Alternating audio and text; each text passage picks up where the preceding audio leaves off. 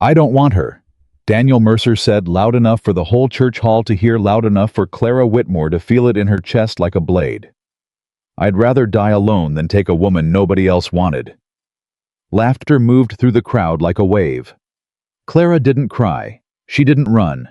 She stood in the middle of Silver Creek's harvest gathering with her hands folded and her jaw set, and she let every one of them stare. She had learned a long time ago that tears were a luxury she couldn't afford. If this story moves you, subscribe to our channel, follow along until the very last word, and drop a comment telling us what city you're watching from. We want to see how far this story travels. The laughter faded the way laughter always did in Silver Creek, slowly leaving something uglier behind.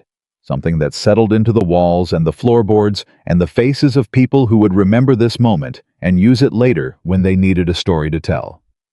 Clara Whitmore was 27 years old, and she had heard versions of Daniel Mercer's words her entire life.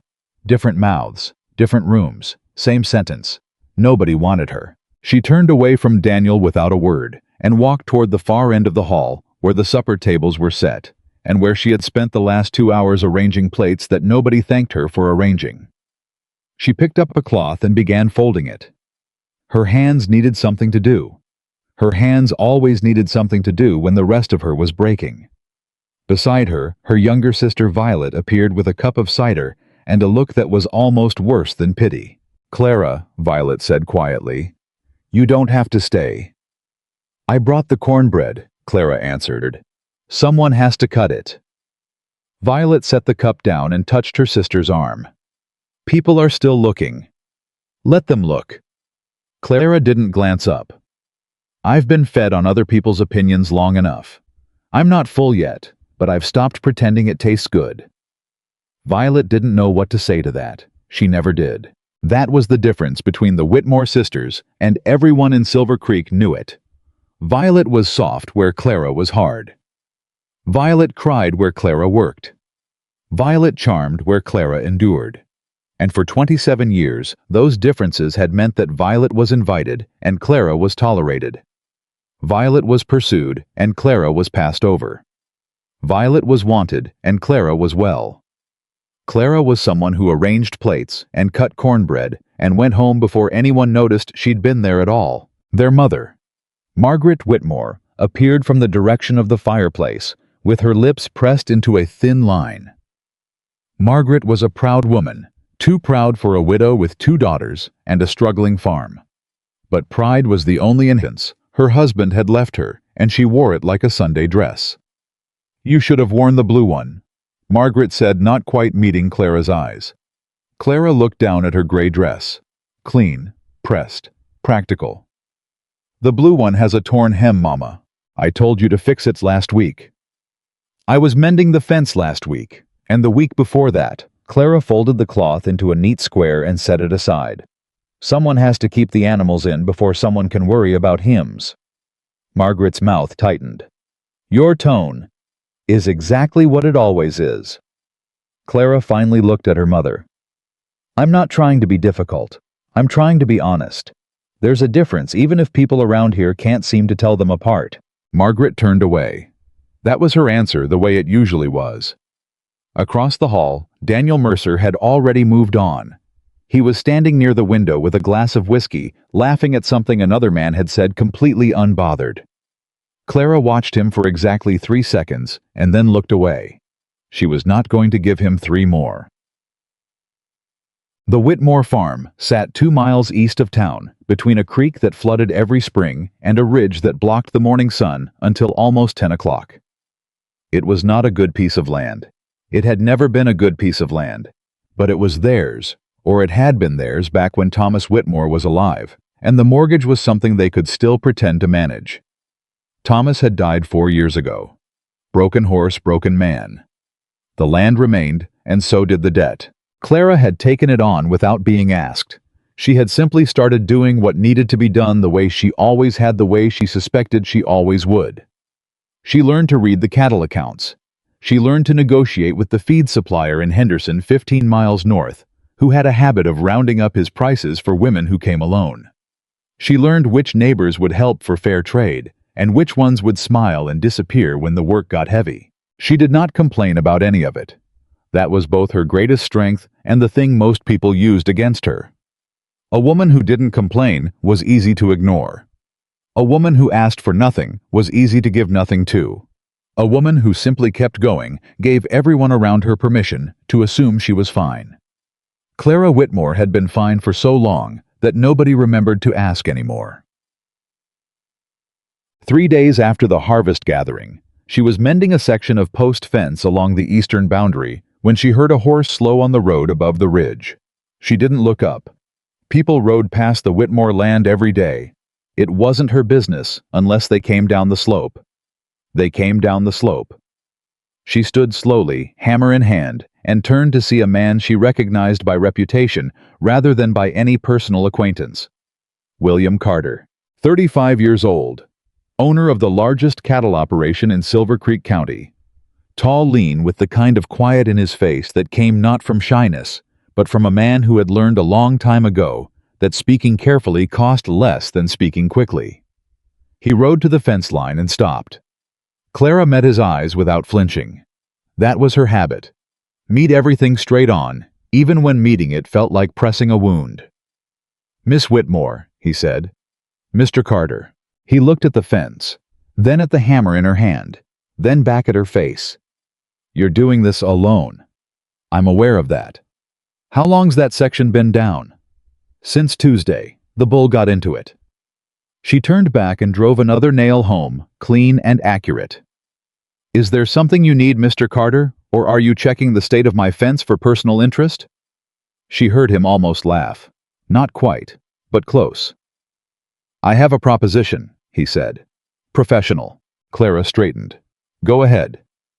"I'm short 2 hands through the winter season. My foreman says you know cattle accounting better than most men in the county. I need someone reliable for record keeping and supply management through April." She studied him. "Who told your foreman that?"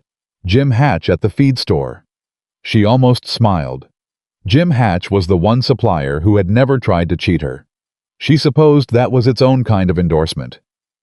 "The pay?" she asked. He named a figure. "Fair. More than fair, actually, for someone who also had her own land to manage."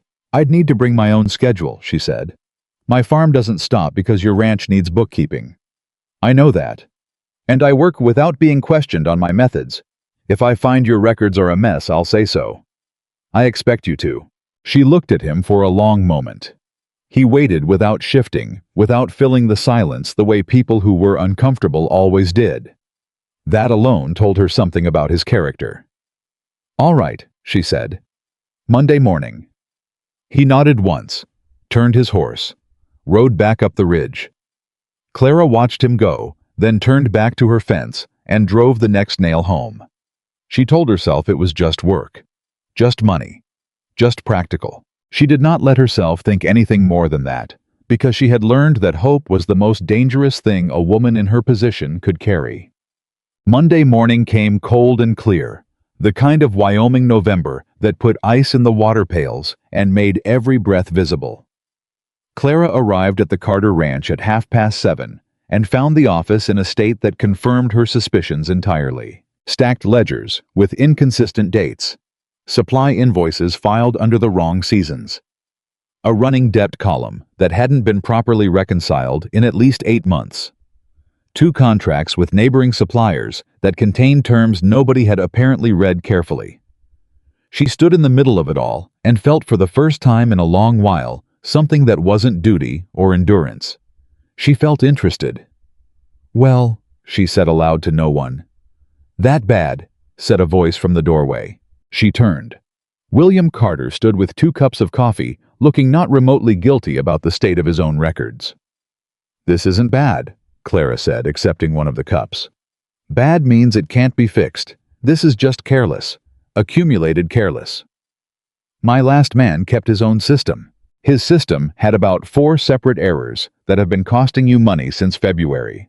She pointed at the supply ledger without touching it yet. "You've been overpaying Garrison's Mill by about 7% on every lumber order because nobody checked the contract rate against the actual invoice." William looked at the ledger, then at her. "How long did it take you to find that?" "About 12 minutes. He was quiet for a moment. How long to fix it? A week for the records. The supplier conversation is another matter. That depends on whether Garrison is honest or dishonest. An honest mistake gets a corrected rate going forward. A dishonest one gets a renegotiated contract with witnesses. And which do you think it is? Clara wrapped both hands around her coffee cup. I think most people are exactly as honest as they need to be when someone's watching closely.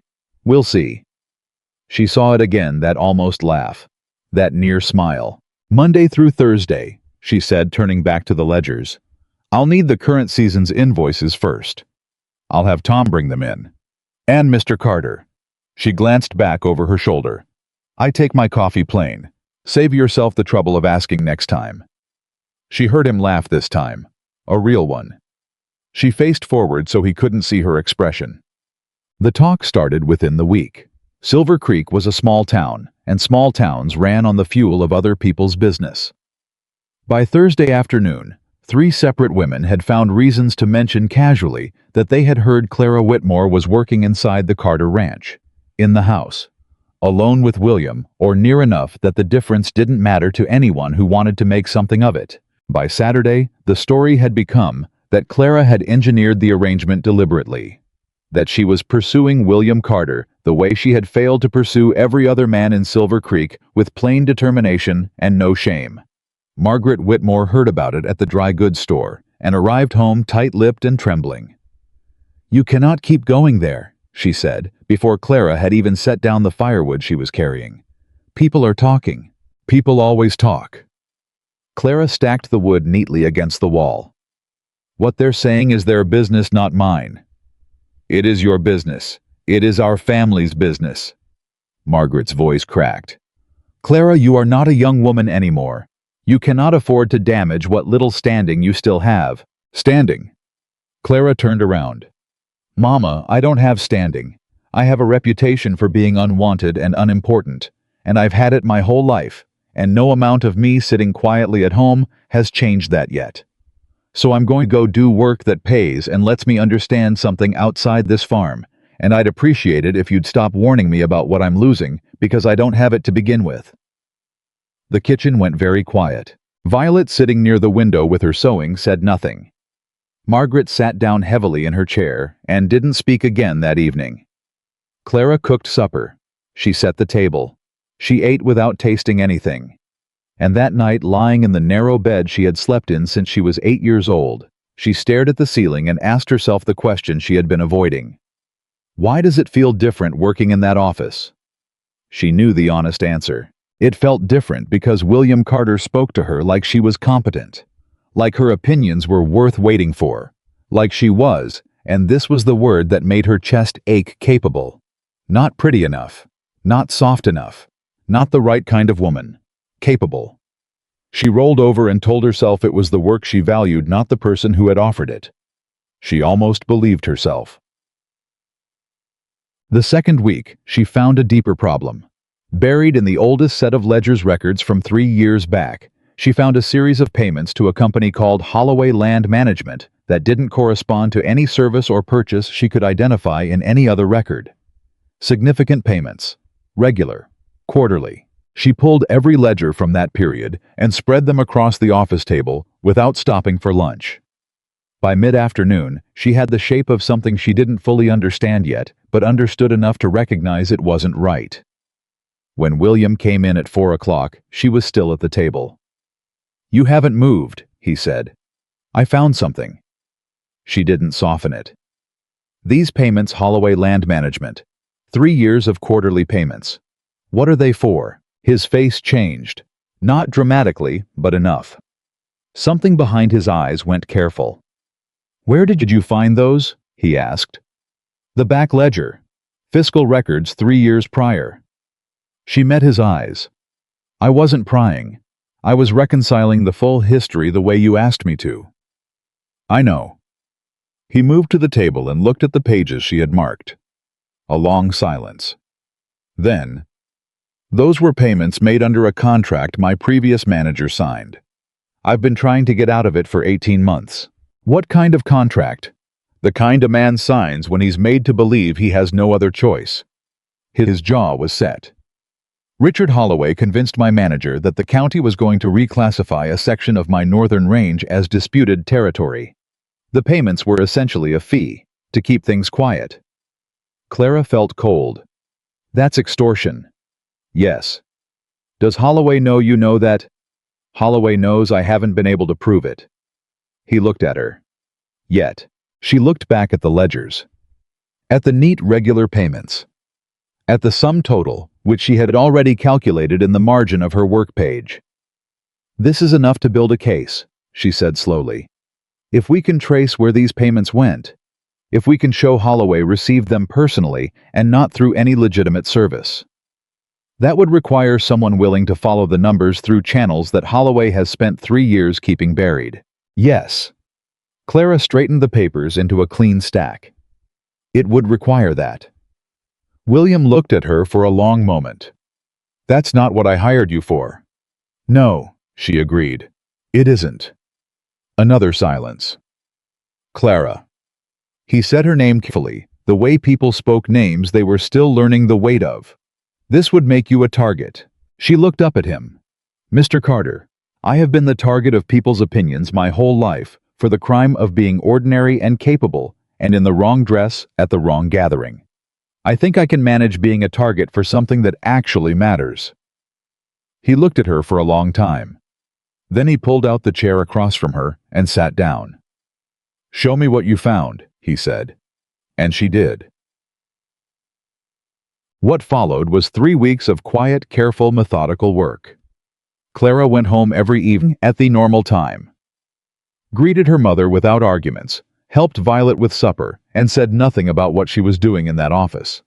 She became very good at carrying something important in her chest without letting it show on her face. The records told a clear story once you knew how to read them. Holloway Land Management had received quarterly payments funneled through a series of supply accounts disguised as routine operational expenses.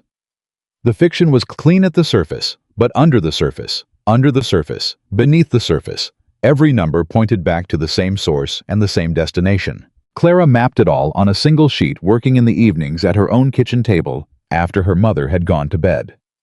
William trusted her completely. She was honest with herself. At least that was something she had not experienced before. Not from anyone with the power to extend or withdraw it. He didn't look over her shoulder. He didn't second-guess her findings. He didn't explain things she hadn't asked to have explained. He simply brought her what she asked for and waited. There was a morning the 3rd week when he came in with coffee and stayed longer than usual, standing near the window while she worked. "Can I ask you something?" he said eventually. "You own the ranch," Clara answered without looking up. "You can ask whatever you like." "That's not what I mean." A pause. "I mean, will you answer honestly?" She set down her pen. "I'll try." "Why did you never leave Silver Creek?" She looked at him then. The question was more personal than anything they had discussed, including the fraud she had spent 3 weeks documenting. "Because this is where my farm is," she said. "Because my mother has nowhere else to go. Because running away from a place that doesn't want you is one kind of answer, and staying until it has to reckon with you is another." She picked her pen back up. "I chose the second." He was quiet for a while. "I asked because—" He stopped, started again. "People talk about you as though you're someone who never quite fit. But watching you work, I keep thinking the problem was never that you didn't fit. It was that this town kept measuring you against the wrong thing." Clara's hand went still on the page. She didn't look up. "Mr. Carter," she said carefully. William. She said it once, testing it. "I appreciate what you're trying to say, but I'd ask you not to say it right now. I have 15 more entries to cross-reference before Friday, and I can't do that properly if I'm—" She stopped. "If I'm what?" he asked. "If I'm thinking about something other than the numbers," she finished. He didn't push it further. He took his coffee and left her to work. But she noticed that evening that she was thinking about something other than the numbers all the way home. 4 weeks into her time at the ranch, Richard Holloway came to call. Clara was in the office. She heard his voice in the front room before she heard his name, a voice built for rooms where it was the loudest one. Confident, smooth. The voice of a man who had never once doubted that the world was arranged for his convenience. She stayed in the office. She listened. "I wanted to pay my respects," she heard Holloway say. "It's come to my attention that you've hired someone new for your record-keeping." "I have," William said. His voice was even, pleasant even. Clara knew already that pleasantness was not the same as warmth in William Carter's vocabulary. "Clara Whitmore." Holloway's voice carried something careful beneath the casual. "Unusual choice." "I found her capable." Of course. Though I imagine it can be complicated having a woman of uncertain reputation handling private business matters." Clara felt something go quiet and focused inside her. She picked up her pen and kept writing. Her hand was completely steady. "Her reputation is fine by me," William said. "You know how people talk." A pause. "There's already some confusion in town about the nature of the arrangement." "I imagine there is." "It might be worth considering." "Richard." William's voice was still pleasant. "Was there something specific you needed, or did you come to discuss my staffing choices?" A slight pause from Holloway. The pause of a man recalculating. "Just neighborly concern," he said smoothly. "And a reminder that our own arrangement should be due for renewal discussion next quarter." "I'll be in touch about that." Clara heard him leave. She did not stop writing, but she circled in her careful handwriting at the top of the page she was working on one phrase, "next quarter." She knew now exactly how much time she had. It was the 5th week when William found her on her family's land. She had not expected him. It was a Sunday, her day for the farm, and she was working a section of field that needed turning before the first freeze locked the ground solid. She heard a horse and looked up, and there he was dismounting at the gate without being asked. He came and stood beside her.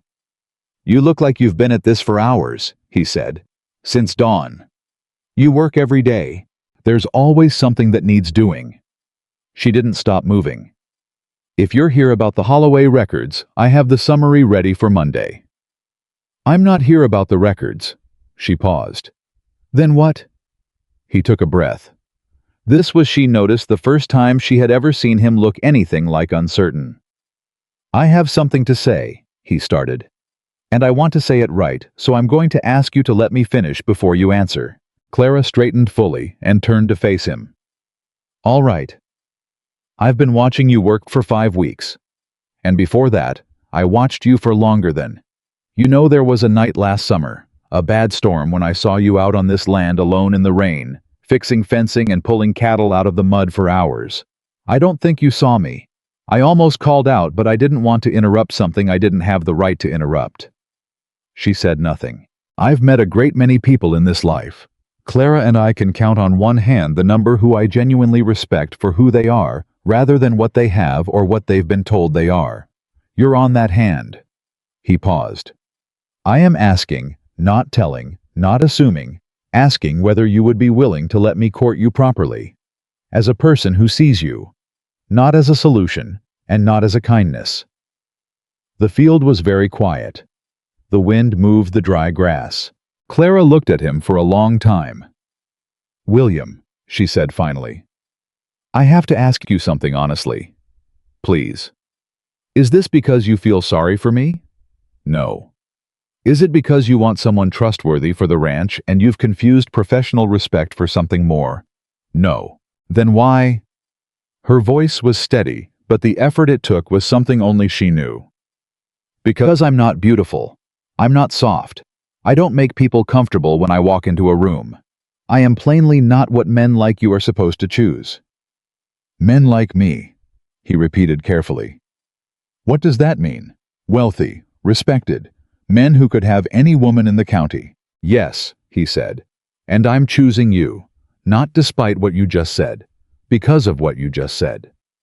He took a step closer. "The woman who makes people comfortable when she walks into a room is not the woman I need. I need the woman who stays until sunrise in a rainstorm to make sure the cattle are safe. I need the woman who finds fraud buried in 5-year-old ledgers and circles the date instead of panicking. I need the woman who hasn't once asked me to think less of her, even when the whole town was telling her to ask for exactly that." Clara said nothing for a long time. When she spoke, her voice was quieter than usual. "I don't know how to be chosen," she said. "I know how to work. I know how to endure. I know how to carry things without complaining. I don't know what to do when someone—" She stopped, looked away, looked back. "When someone offers me something I stopped believing I would ever have." "You don't have to know how," he said. "You just have to decide if you want to try." The wind moved through the dry grass again. Clara Whitmore, 27 years old, who had arranged plates. Nobody thanked her for, and mended fences. Nobody noticed, and kept a farm alive through sheer force of will, and never once asked anyone to see her doing it. Said yes. Not loudly, not with tears or declarations, simply steadily the way she did everything. "Yes," she said. "I'd like to try." And somewhere across town, Richard Holloway was sitting in his parlor, calculating how much time he had before someone finally figured out what he had done. He didn't know yet that Clara Whitmore had already figured it out. He didn't know yet that the woman nobody wanted was the most dangerous person in Silver Creek County. He would find out soon enough. The word spread the way. Wildfire spread in dry season, not all at once, but in small tongues of flame that jumped from one dry patch to the next, until suddenly the whole county was burning. William Carter was courting Clara Whitmore. Not quietly, not cautiously, not the way a man hedges a bet he isn't sure about. He came to the Whitmore farm on a Tuesday evening with his hat in his hands and knocked on the front door the way a man knocks when he intends to be taken seriously. Margaret Whitmore opened it and stood there with her mouth slightly open, which was a thing Clara had never seen her mother do before in her life. "Mrs. Whitmore," William said, "I'd like to speak with your daughter if you're willing, and with you too if you'll give me a moment." Margaret gave him more than a moment. She gave him the parlor, the good lamp, and the last of the winter apple cake she had been saving for Violet's birthday. Clara sat across from him and watched her mother become a completely different person in real time. It was, she could admit it later privately, almost funny. "I want to be clear about my intentions," William said, addressing Margaret, but looking at Clara. "I'm not here because I feel sorry for anyone, or because I want something convenient. I'm here because your daughter is the most capable, honest person I've encountered in 15 years of running that ranch, and I'd like the opportunity to know her better." Margaret looked at Clara. Clara looked back at her mother with an expression that said simply, "I had nothing to do with this." "She has responsibilities," Margaret said carefully. "This farm. I know that. I'm not asking her to give up anything." William settled back in his chair. "I'm asking if I can spend time with her, in proper view of the town, as someone who respects her." The word respects landed in the parlor like a stone dropping into still water, and the ripples went outward and outward. Margaret said yes. She said yes, and then she spent the next 3 days at the dry goods store telling everyone who would listen that William Carter had sat in her parlor and drunk her good coffee. She said it the way she had never said anything about Clara before, with pride, with a lifted chin, with the air of a woman whose estimation of things had just shifted significantly. Clara noticed. She did not say anything about it, but she noticed. The first public outing was a Sunday afternoon 2 weeks after that parlor conversation. They walked through the center of Silver Creek together, not hurrying, not pretending not to notice the eyes that followed them from every porch and every window. William walked beside her at a pace that said he had nowhere more important to be, and Clara walked beside him with her shoulders squared the way she always carried them, because she had learned young that a woman who walked like she was apologizing for taking up space would be treated accordingly. They passed the dry goods store. Through the window, Clara saw 3 women she recognized turn to each other with expressions she had memorized since childhood. She kept walking. They passed Daniel Mercer's hardware shop. Daniel himself was standing outside, and he looked at them with an expression that was trying very hard to be casual and achieving something closer to stunned. "Miss Whitmore," he said. His voice came out slightly off. "Mr. Mercer," Clara said pleasantly and kept moving. Behind her, she heard William say nothing. He didn't need to. His presence beside her was the whole sentence. 2 blocks later she said, "That was the man who said in front of a hall full of people that he'd rather die alone than take a woman nobody wanted." William was quiet for 3 steps. Then, "How long ago?" "5 weeks before you knocked on my mother's door." "And how did you feel when he said it?" Clara thought about that honestly. "Like someone had hit something that was already bruised." She paused. "And then, like I was tired of being bruised in the same place by the same kind of thing." "That's the moment," he asked. "What moment?" "The one where a person decides to stop waiting for other people to change their mind about them." She glanced at him. "Yes," she said. "I suppose it was." He nodded once slowly, like a man filing something carefully for later. The Sunday walks became twice a week, then 3 times. William arrived at the Whitmore farm with a reliability that Clara tested privately and unconsciously. Not because she doubted him, but because she had been trained by years of experience to expect kindness to evaporate. Every time he appeared, she felt something that was equal parts relief and a stubborn internal refusal to be relieved. She was honest with herself about that.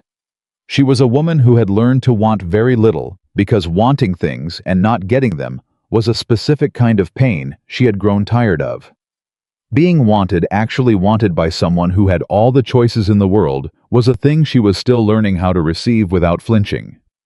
Violet watched all of this with wide eyes and said very little, which was unusual for Violet. One evening after William had left, Violet cornered Clara in the kitchen.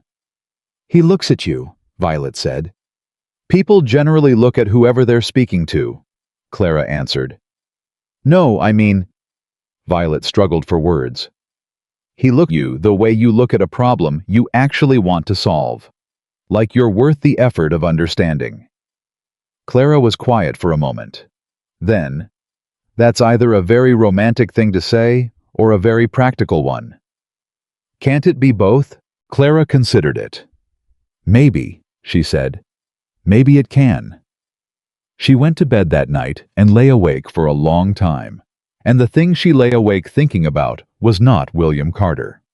It was the cold, quiet fact that somewhere in Silver Creek, Richard Holloway was watching their courtship with careful eyes and calculating what use he might make of it. She was right. Holloway moved the 3rd week of November on a cold Thursday when the ground had begun to freeze at the edges. He came to the Carter Ranch office while William was out in the north pasture and Clara was alone with the Ledgers. He opened the door without knocking, stepped inside and closed it behind him. Clara looked up from her work. He was a large man.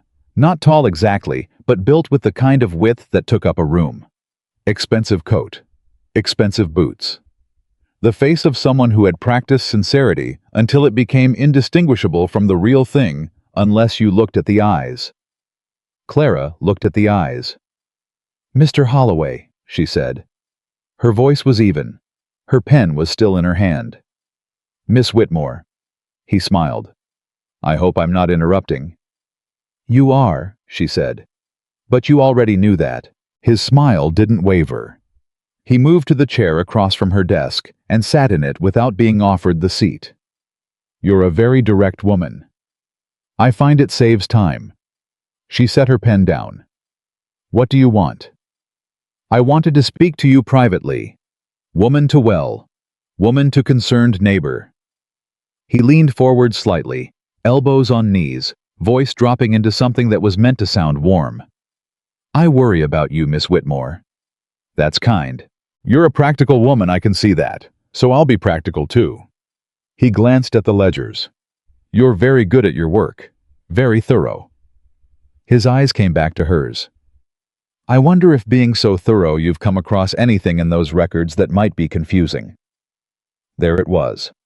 Clara felt the thing inside her that was always very still and very cold when something important was at stake. She let it be still. She let it be cold. She did not blink.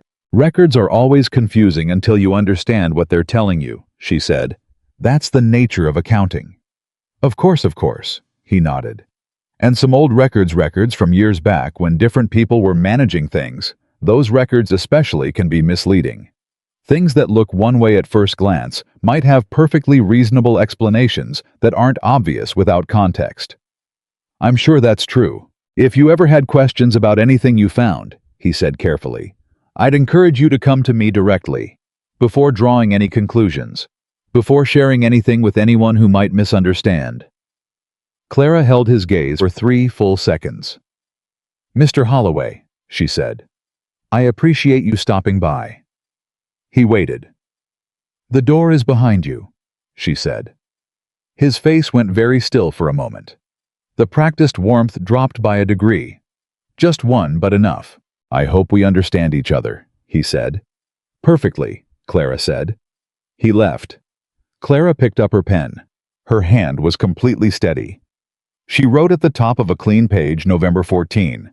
Holloway visited office alone. Reference to records. Veiled request to suppress findings. She dated it. She signed it. She folded it and put it inside the cover of the oldest ledger, the one she kept separate from the others now. Evidence of the evidence. She had learned that much from reading law books the one winter she'd had access to the county library. She told William that evening. All of it word for word, exactly as it had happened, without softening anything or adding anything. He listened with the still face he used when he was angry. She knew that face now, not because it showed anger, but because it showed nothing, which was how she could tell. He came here while I was out, William said. Yes. He spoke to you alone and suggested you might want to think carefully about what you found. In those exact terms. And you're... He looked at her. Clara, you're not... I'm not frightened, she said. I'm careful. There's a difference. She paused. Are you frightened? He thought about it honestly, which she appreciated. No. But I'm concerned. Holloway doesn't threaten people he thinks are powerless. He only threatens people who have something he's worried about. Which means he knows what I found. Or suspects. Clara turned it over in her mind. Then we need to move faster. William looked at her. How fast? I need 2 more weeks to complete the full documentation. Then I need to know who your lawyer is and whether he's trustworthy. James Whitfield in Laramie. He's trustworthy. Then I need to go to Laramie. A silence. I'll come with you, William said. People will talk. People are already talking. He said it simply without heat. I stopped caring what people in this town say about a week into knowing you. They don't get to decide what kind of man I am, any more than they got to decide what kind of woman you are. Clara looked at him for a long moment. 2 weeks, she said. Let me finish the documentation first. Then Laramie. 2 weeks, he agreed. Those 2 weeks were the most intense of Clara's life, and she had lived through a drought, a death, and a foreclosure notice. She worked the Whitmore farm through the mornings. She worked the Carter records through the afternoons. She mapped every fraudulent payment, every shell account, every disguised invoice with the precision of someone who understood that the strength of a case against a man like Holloway would live or die in the details. She slept less than she should have. She ate at odd hours. She felt during those 2 weeks more alive than she had felt in years, which was its own uncomfortable revelation that the thing that made her feel most fully herself was not being loved, but being useful, being needed, being in possession of a skill that mattered, the love. If that was what it was, and she was still being careful about that word, was something she was growing into, the way a person grows into a coat that's slightly too large. It fit more every day, but it was still learning her shape. And then 10 days in Violet came to the office. Clara looked up and knew immediately that something had happened because Violet never came to the ranch. Violet was careful about appearances in a way Clara had stopped being years ago, and showing up at the Carter ranch unannounced was not the kind of thing Violet did. What happened? Clara said.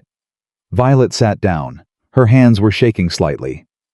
Someone came to the house this morning, while you were gone and Mama was in town. Who? He didn't give his name. He said... Violet stopped, pressed her lips together, started again. He said that there were people in this county who didn't appreciate women who dug into business that wasn't theirs. He said our farm note was due to be called in soon. He said... Her voice caught. He said accidents happened on farms all the time. The room went very quiet.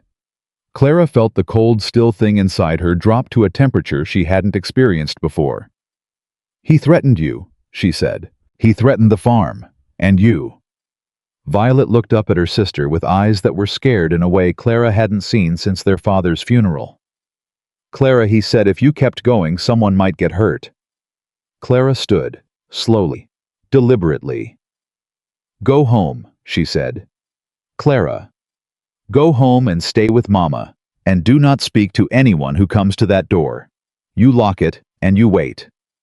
She was already moving toward her coat. I'll be there tonight. What are you going to do? Exactly what I've been doing, Clara said. Faster. She went to William directly. She didn't soften it this time either. She told him about the man at the house, the threat, the farm note, the mention of accidents. She watched his face go through the still angry expression and then passed it into something she hadn't seen before, something harder and quieter and more dangerous. I'm sorry, he said. Don't be sorry. Be useful. She met his eyes. How quickly can you get a message to Whitfield and Laramie? By tomorrow morning, if I ride tonight. Then ride tonight. She pulled the documentation folder from inside her coat. She had started carrying it with her and set it on the desk between them. This is everything, in the right order, with my notes. Whitfield will understand it. William took the folder carefully. We need to deal with the farm note. The farm note is, if Holloway has the ability to call it in, we need to remove that leverage. He looked at her directly. Clara let me pay it off. She was quiet for a moment. That's not... I know what it is, he said. It's not a gift, and it's not pity, and it's not me trying to own something. It's me removing a weapon from someone who is using it against my... He stopped, started again. Against someone I care about. There's a difference. She looked at the folder on the desk. She thought about Violet's face, about Margaret, about the farm that had been her anchor since she was 8 years old. It would need to be a loan, she said, with terms. Whatever terms you want. And I'd pay it back, every cent. I know you would. She nodded once. All right. They sat across from each other in the quiet of the office, with the weight of everything between them, the fraud, the threat, the farm, the courtship, the word care, that he had almost said, and then pulled back from, and which she had heard anyway. Are you frightened? He asked. Now, really. Clara thought about it. I'm angry, she said. And I want to be honest, I'm frightened for my mother and my sister, not for myself. She paused. I'm angrier than I'm frightened. That's probably useful. It's very useful, he said. And you? She asked. What are you? He was quiet for a moment. Resolved, he said. The next morning, William rode for Laramie. Clara went back to the farm, sat at the kitchen table with her mother and sister, and told them everything. Not the version that protected them from worry. The real version with the real stakes, and the real danger, and the real reason she had been working 18-hour days for the past 3 weeks. Margaret listened without speaking, which was unusual. When Clara finished, her mother was quiet for a long moment. Then Margaret said, I always thought you made things harder for yourself than they needed to be. Mama. Let me finish. Margaret's voice was strange, tight in a different way than usual. I thought you were stubborn. I thought you were difficult in ways that made your life difficult. I thought if you'd been if you'd been softer, maybe things would have gone better for you. She stopped. I was wrong. Clara said nothing. You were protecting us, Margaret said. You've been protecting us for 4 years, and I spent those 4 years telling you to be quieter and softer and less like yourself. Her voice was rough now. I'm sorry for that. The kitchen was very quiet. Violet was crying.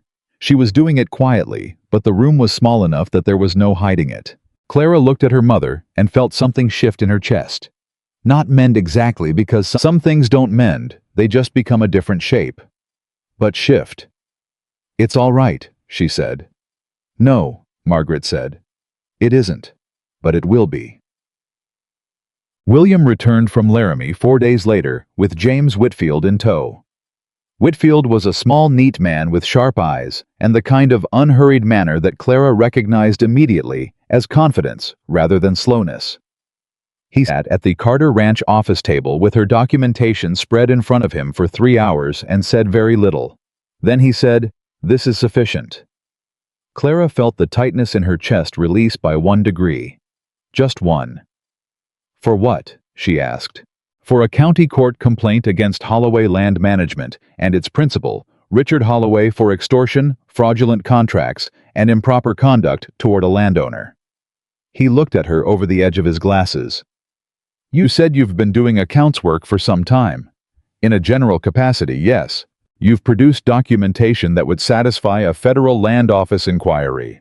I've seen lawyers with 20 years of practice produce worse." He glanced at William. "She did this in 3 weeks. 2.5, William said.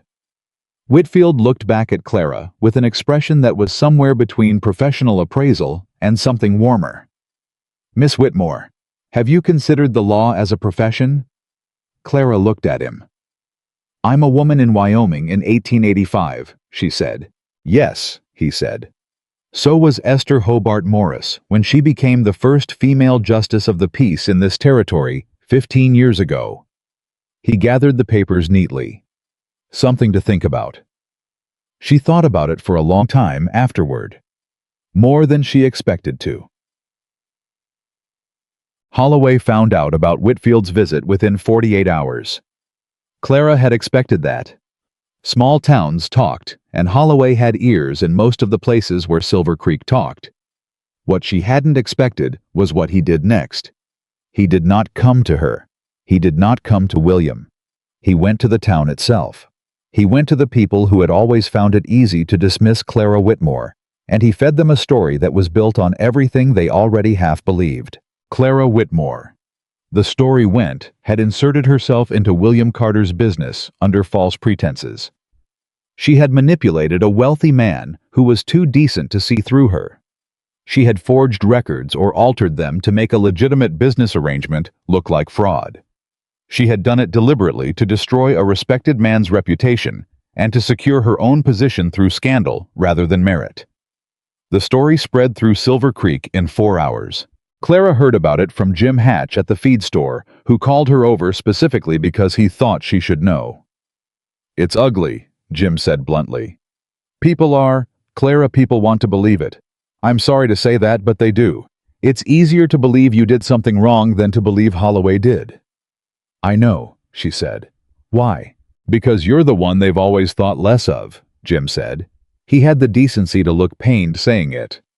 "And Holloway's the one with the nice coat and the easy smile." "Yes," Clara said. "That's always been the way of it." She went home and sat with the reality of it. She had expected this. She had known it was coming. But knowing a blow is coming is not the same as not feeling it land.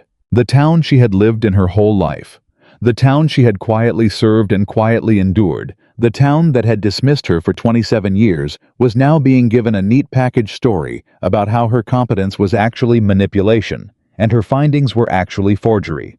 And the one good thing that had happened to her was something she had engineered through dishonesty. She sat with all of that. And then she stood up. She went back to the ledgers. She checked her documentation one more time. She wrote 2 more pages of careful notes. She sent a message to Whitfield in Laramie through William's fastest rider. And when William arrived at her door that evening, having heard the rumors and clearly needing to do something about it immediately, she said, "Don't go after him yet." "Clara, not yet. We do this through the court, legally, with documentation. If you confront him publicly right now, it looks like exactly what he wants it to look like. A wealthy man defending a woman who manipulated him." She held his gaze. "Let him think he's winning. Let him talk. Let the whole town talk. The louder he is right now, the quieter he'll be when Whitfield is done." William stood in her doorway for a long moment. "You're sure?" he said. "I'm not sure of very much," Clara said. "But I'm sure about this." He looked at her with an expression. She was beginning to recognize the one he used when he was adding something to the running understanding he was building of who she was. "All right," he said. "We do it your way." And so Clara Whitmore waited. She went to the ranch. She finished her documentation. She walked through Silver Creek and let people stare and whisper and did not change her pace or lower her eyes. She visited her mother in the evenings and helped Violet with the household and mended fence on Sundays and carried on as though the entire town was not watching her to see whether she would break. She did not break. She had never broken. That was the thing about Clara Whitmore that Richard Holloway had fundamentally miscalculated. He had looked at a woman everyone rejected and seen someone who was fragile, someone who would be frightened, someone who could be managed and silenced and put back in her place. He had not understood that a woman who had spent her entire life being underestimated was not fragile. She was the opposite of fragile. She was the thing that remained standing when everything around it had already fallen. And in Laramie, James Whitfield was reading her documentation line by line and preparing a complaint that would make that fact very clear to everyone who had missed it. Whitfield filed the complaint on a Friday. By Monday morning, all of Silver Creek knew about it. Not because anyone had announced it officially. Not because William had said a word or Clara had spoken to a single person outside of Jim Hatch and her own family. But because Richard Holloway found out on Saturday night, and by Sunday afternoon he had made absolutely certain that every version of the story traveling through town was his version. His version was simple. His version was clean. His version was the story of a powerful man being persecuted by a scheming woman and a rancher foolish enough to believe her. Clara heard it from 3 different directions before noon on Monday. She was at the Carter Ranch office when Tom Williams' head ranch hand came in with his hat in his hands and an expression that said he had drawn the short straw on who had to deliver bad news. "Miss Whitmore," Tom started. "Say it plainly," she said. She didn't look up from the ledger she was closing. "There's a group of men meeting tonight at the Grange Hall. Holloway's calling it a community concern meeting." Tom paused. "Word is, he's going to present his own documentation, his own version of what the ledgers show." Clara looked up then. His own version. He's been at his office all weekend with 2 men nobody recognizes. People are saying he's had someone prepare counterpapers. Something that shows the payments as legitimate consulting work. She was quiet for 3 seconds. 3 deliberate seconds. "He forged a counter record," she said. "That's what it sounds like." She set the ledger down slowly. "How many people are going to that meeting?" Tom looked uncomfortable. "Most of the town, Miss Whitmore. Most people feel like they want to hear both sides." She absorbed that. "And what is William doing right now?" "He's in the north pasture. He doesn't know yet."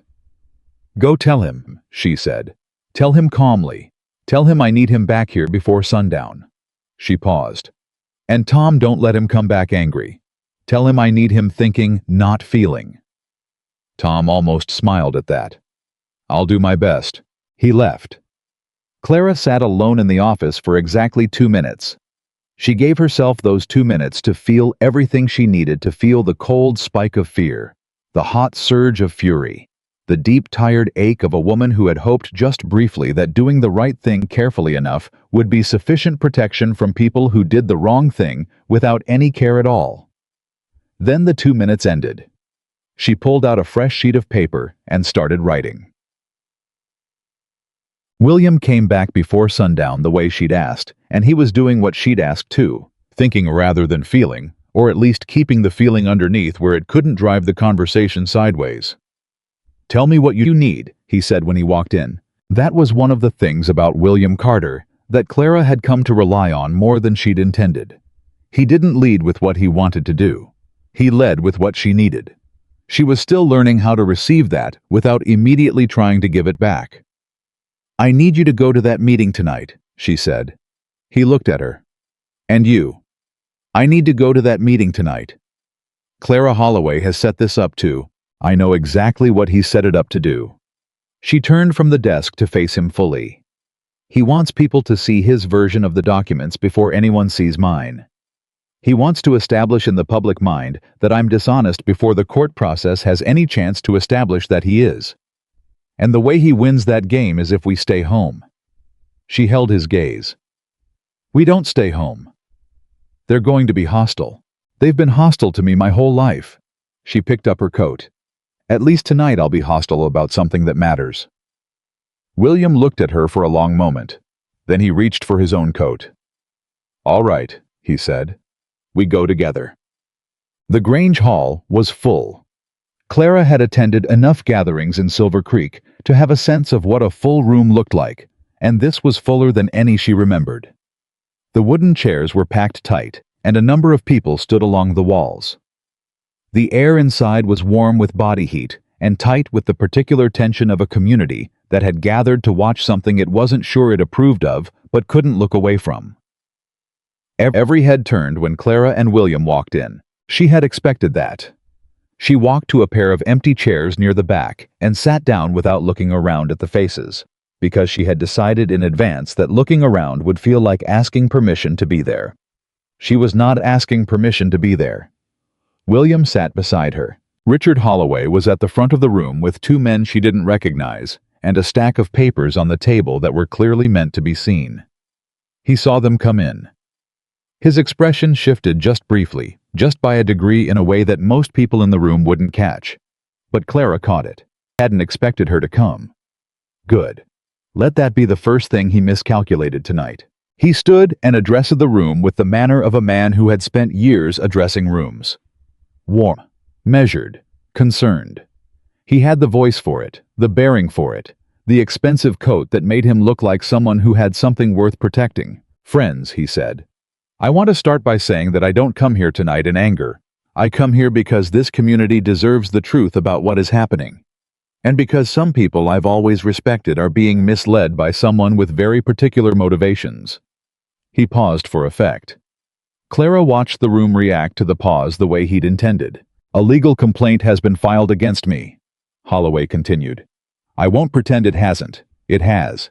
And the complaint is based on records that were in the care of a woman hired by William Carter to manage his books. Records that I am prepared to show you tonight have been altered. The room stirred. Clara felt William's shoulder tighten slightly against hers. She pressed her knee briefly against his. Wait, these? Holloway lifted the papers from the table and held them up. Are the original receipts from the consulting work my company performed for Carter Ranch 3 years ago. Real work. Documented work, survey work, legal consultation, land boundary assessments that were necessary and legitimate, and that Carter Ranch paid for because the work was done. He laid them back down. Let the room look at them. Someone has taken those records and rearranged them, he said, his voice dropping into something that was trying to be sad and was doing a convincing job of it, to look like something improper. And I think this room deserves to ask itself why someone would do that. What that person stood to gain. He looked out at the audience. And I think most of you know the answer. The room was very quiet. Then a woman.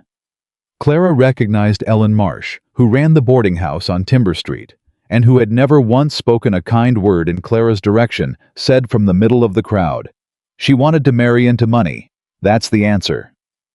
3 or 4 people made sounds of agreement. Clara kept her face neutral. William started to lean forward. Clara put her hand on his arm. He stopped.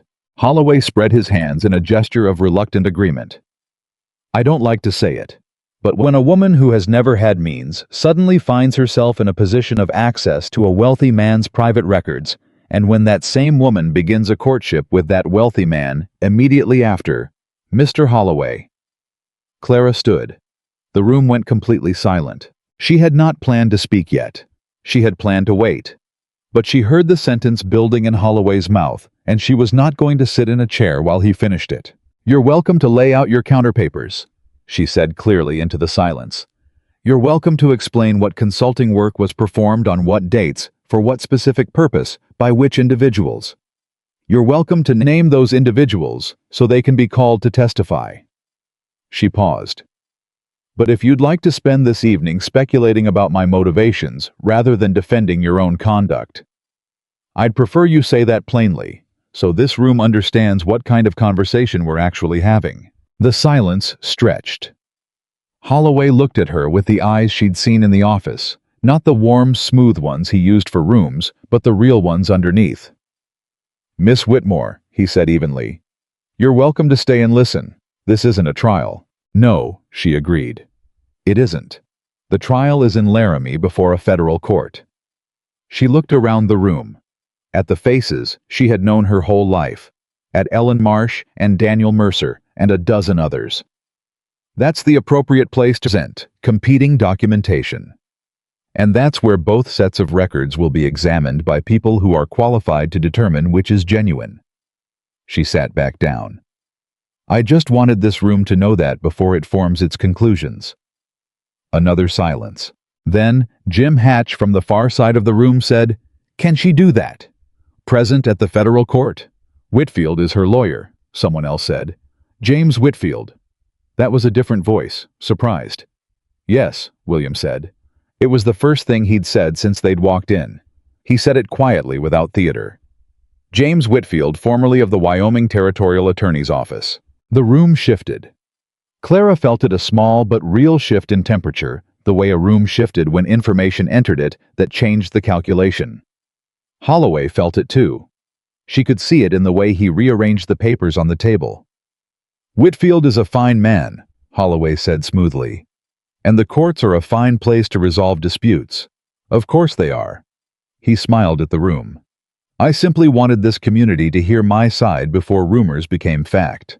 Which is exactly what you're doing, Clara said, still seated, still level. Creating rumors before facts can establish themselves. The room was unsettled now. Not on her side, she didn't expect that, but no longer entirely on his either. That was enough for tonight. That was what she had come for. They left before the meeting formally ended. Outside in the cold night air, William walked beside her for half a block before he said anything.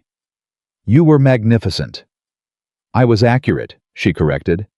Magnificent implies more flourish than I intended. You stood up in front of a room that was entirely prepared to believe the worst of you, and you made them hesitate. I made about 12 of them hesitate, Clara said.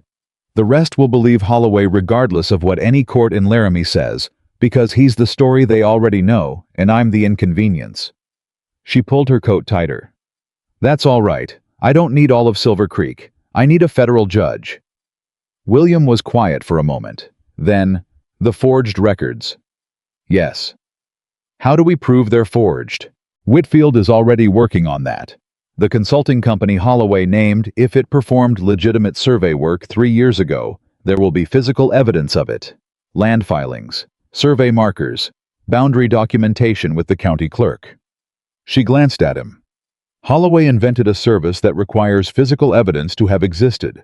If we can't find that evidence, we can prove it didn't happen. And if he planted the physical evidence too. Clara was quiet for a moment. Then we have a harder problem. But I don't think he did. I don't think he had time. I don't think he expected anyone to go through those records carefully enough to find what I found. She paused. He built a system designed to fool someone who wasn't looking closely. He didn't build a system designed to survive someone who was. William stopped walking. She stopped too and turned to look at him. He was looking at her with an expression she had not seen on his face before. What? She said.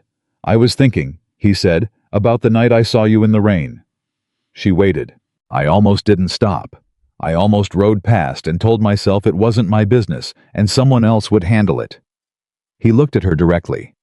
If I'd done that, Holloway would still be running his scheme, and you'd still be managing the farm alone, and nobody would know your name. That's probably true, she said. The only thing that stopped me was that you looked like you weren't stopping. His voice was quiet.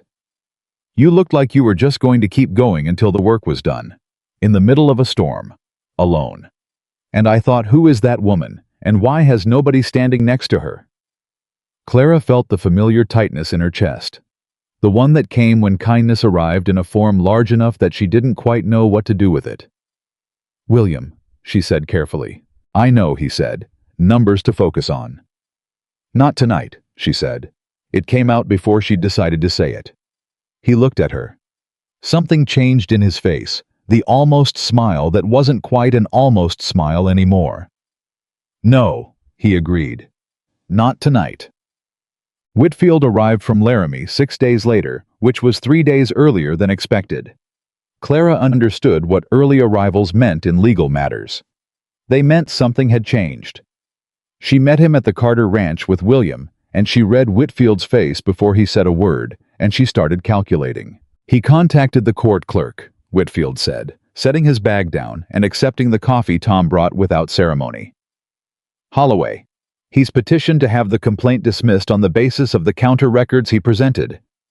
Can he do that? William asked. He can petition. The court doesn't have to grant it. But the petition triggered a preliminary hearing. Whitfield looked at them both. In 8 days. In Silver Creek, not Laramie. Which means in front of people who know Holloway and have known him for 20 years. Clara absorbed that. Who's the presiding judge? Peterson. Out of the Laramie circuit. Do you know him? By reputation, honest man, careful. Whitfield set down his coffee. But honest and careful still means he'll give weight to what the community around him believes, particularly on a case that comes down partly to credibility. Whose credibility? William asked. Both parties. Whitfield looked at Clara. I'm not going to pretend this is comfortable. Holloway's petition essentially argues that you altered the documents. That's a serious accusation. If he can plant even a degree of doubt in Peterson's mind about your integrity. He can't, William said immediately. William. Clara put her hand on his arm briefly. Let him finish. Whitfield looked at her steadily. I need you to be prepared for what a public preliminary hearing in this town will look like. Holloway's people will be there. The town will be there. He will attempt in front of all of them to make the case that you are dishonest. I know. He'll bring up the courtship. He'll imply it explains everything. I know that too. And you're... Whitfield paused. You're prepared for that. Clara thought about the harvest gathering. About Daniel Mercer's voice carrying across the hall. About 27 years of being measured against the wrong standard and found wanting. Mr. Whitfield, she said. I've been preparing for this my entire life. I just didn't know that's what I was doing. He studied her, nodded once. Then here's what we need, he said. The next 8 days were an education in what it felt like to have a town turn its full attention toward you like a single focused point of light. Clara had been watched before. She had been gossiped about before. But this was different in scale and in kind. This was the whole weight of Silver Creek's social machinery pressing in from every direction at once, and it was powered by Holloway's money and his network and the stories he had spent 3 weeks seeding so carefully. 2 families pulled their children away from Violet on the street. One of them had the grace to look embarrassed afterward. The other one didn't. Margaret received a note through the mail, unsigned the coward's usual method, suggesting that Clara had always been trouble and would come to a bad end, and that the family might want to consider carefully whose side they stood on. Margaret read the note and set it down and said without looking up, I'd like the person who wrote this to explain to my face what exactly they contributed to this county that's worth more than what Clara has contributed. She said it to an empty kitchen, which meant she was saying it to herself, practicing it. Clara, who had overheard from the hallway, went back outside without making her presence known. Her throat was too tight for conversation anyway. 3 days before the hearing, something happened that none of them had planned for. One of the two Holloway had brought to the Grange Hall, the ones nobody had recognized, was seen leaving Silver Creek in a considerable hurry on a gray horse headed east. Tom spotted him from the north pasture and had the good instinct to send a rider to ask Jim Hatch whether he knew anything about the man. Jim came to the Carter Ranch that same evening. His name is Preston, Jim said. He was holding his hat in both hands the way he did when he was uncertain about the weight of what he was carrying. Harlan Preston. He's a land records forger out of Cheyenne. I only know because a man I trust in Cheyenne sent me a letter some months back, warning merchants to be careful of fake property documentation. He looked at Clara. He was one of the 2 men with Holloway at the meeting. Clara went very still. He left today, she said. Noon train east. Why would Holloway let him leave 3 days before the hearing? Jim and William both looked at her. She was thinking out loud, but they were both smart enough to follow it. Because Holloway's done with him, William said. He's already paid for whatever Preston produced. Or. Clara felt the thought form carefully, the way important thoughts always formed for her, not in a rush, but in layers, each one sitting on top of the last, until the whole thing was solid. Or Preston saw which way the case was going, and decided Laramie wasn't worth whatever Holloway was paying him. Silence. If Preston forged the counter records, she said slowly, and he got nervous and ran, he might talk. Whitfield, who had been sitting quietly through this, set down his coffee cup. If he talks to the right person before the hearing. Everyone in the room understood what that meant. Cheyenne is a day's ride, William said. A fast day's ride, Clara said. They looked at each other.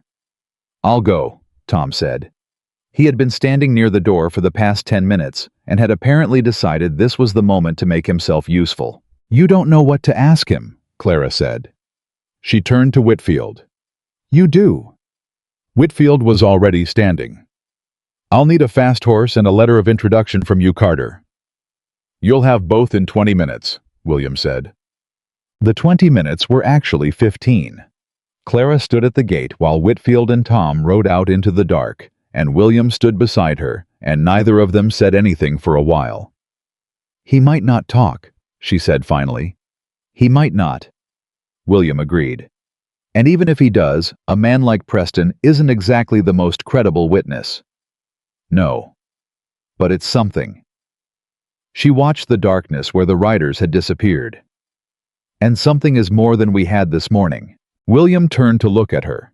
How are you holding up? The question was so direct that she almost deflected it. Old habit. Instead, she made herself think about it honestly. I'm tired, she said. Not physically. She searched for the right word. I'm tired of having to be immovable, of not being allowed to be uncertain in front of anyone, because if I show uncertainty, people will decide uncertainty means guilt. She paused. I'm allowed to be uncertain. I've done good work. I'm still allowed to be uncertain about how it ends. Yes, he said simply. You are. I keep thinking about what Holloway said at that meeting, about my motivations. She looked at her hands. He said it in front of the whole town, and most of them nodded, and the part that... She stopped. Started again. The part that stings isn't the accusation. It's that I can see why it's easy to believe. A woman with nothing close to a man with everything. Of course they'll believe that's what it is. She looked up. Even though it isn't. I know it isn't, William said. I know you know. She was quiet for a moment. I suppose I'm just tired of needing to prove the absence of something that was never there. He moved slightly closer. Not much. Just enough that the space between them was the kind that had weight to it. Clara, he said. When this is done, regardless of how the hearing goes, I want to ask you something properly. Not in a field, not in a moment of crisis. He paused. Can I do that? She looked at him. She understood what he was saying. Not yet. Not now.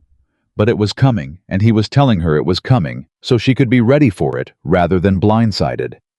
That was so like him that it made her chest hurt in the specific way that warmth made it hurt. Yes, she said. You can do that. Whitfield and Tom came back from Cheyenne on the afternoon before the hearing. Whitfield walked into the Carter Ranch office and set a folded document on the desk in front of Clara without saying anything first. She opened it. It was a signed statement. Harlan Preston, land records forger formerly of Cheyenne, attesting that he had been hired through an intermediary by Richard Holloway to produce a set of backdated consulting receipts and associated records for Holloway Land Management for services to Carter Ranch over the period of 3 years prior. Preston attested that no such services had in fact been performed. He attested that he had been paid $200 in cash and had been promised immunity from any related charges by Holloway, a promise he had since concluded was worthless given recent developments. Preston had not come in person. He was a practical man who understood his own value as a target. But his statement was notarized and signed and witnessed. Clara read it twice. Then she set it down carefully. He actually talked, she said. He talked because Holloway's promise of protection turned out to be a verbal assurance with nothing behind it, Whitfield said. Preston is a practical man. He read the situation and chose the side that could actually offer him something. What did you offer him? The truth. Whitfield allowed himself a small smile. That the documentation you produced is sufficiently complete to establish the fraud, regardless of his testimony, and that being on the wrong side of this case when it concludes will be considerably worse for him than being on the right side. Clara looked at William. William was looking at her with an expression she recognized now, the one that was still and resolved and completely certain. Tomorrow morning, Whitfield said. 8 o'clock. Peterson will be at the county clerk's office, which is the only space large enough in this town to hold a formal proceeding. He gathered his papers. I need a few hours tonight to prepare the presentation. You both should rest. He left them alone. The office was quiet. Clara set both hands flat on the desk where she had first found the buried payments. The desk where Holloway had stood and smiled and told her in smooth, careful language to make the right choice and walk away. Tomorrow, she said. He said. Tomorrow, William agreed. She looked at the stack of documentation she had built over weeks. Every page dated signed, cross-referenced the whole intricate airtight truth of what Holloway had done, laid out in the precise, unambiguous language of numbers. I want to say something, she said. Say it. Whatever happens tomorrow, even if it goes wrong, even if Peterson is swayed by Holloway's version, or his money, or his 20 years of being the respected man in this county. She paused. I need you to know that I don't regret any of it. Not the work, not the Laramie letter, not standing up at that meeting. She looked at him. And not you. Whatever else happens, I don't regret you. The silence that followed that was the best kind, full rather than empty. I don't regret you either, William said. Not one day. She went home that night and sat at the kitchen table with her mother and Violet. They talked about ordinary things. About the farm and the cattle and the fence section that still needed a new post on the northeast corner. They talked about the neighbor 2 properties over who had finally fixed his roof and whether he'd done it himself or hired out. They talked about small, real grounded things, the way people talk when they need to feel the solidity of ordinary life under their feet before something large and uncertain arrives. Violet reached across the table at one point and took Clara's hand. She didn't say anything. She just held it. Clara let her. Margaret refilled all their cups without being asked and sat back down and folded her hands and looked at her oldest daughter with an expression Clara had not seen before. Not pride exactly. Something older than pride and harder to name. Recognition, maybe. The look of a woman seeing another woman clearly for the first time and understanding what that woman was made of. You'll be fine tomorrow, Margaret said. I don't know that, Clara said honestly. I do, Margaret said. Because I know what you're made of. I always knew even when I didn't have the sense to say it properly. She picked up her cup. Your father would have said it better. He always knew what to say. Her voice was rough for a moment. He would have been proud. I want you to know that.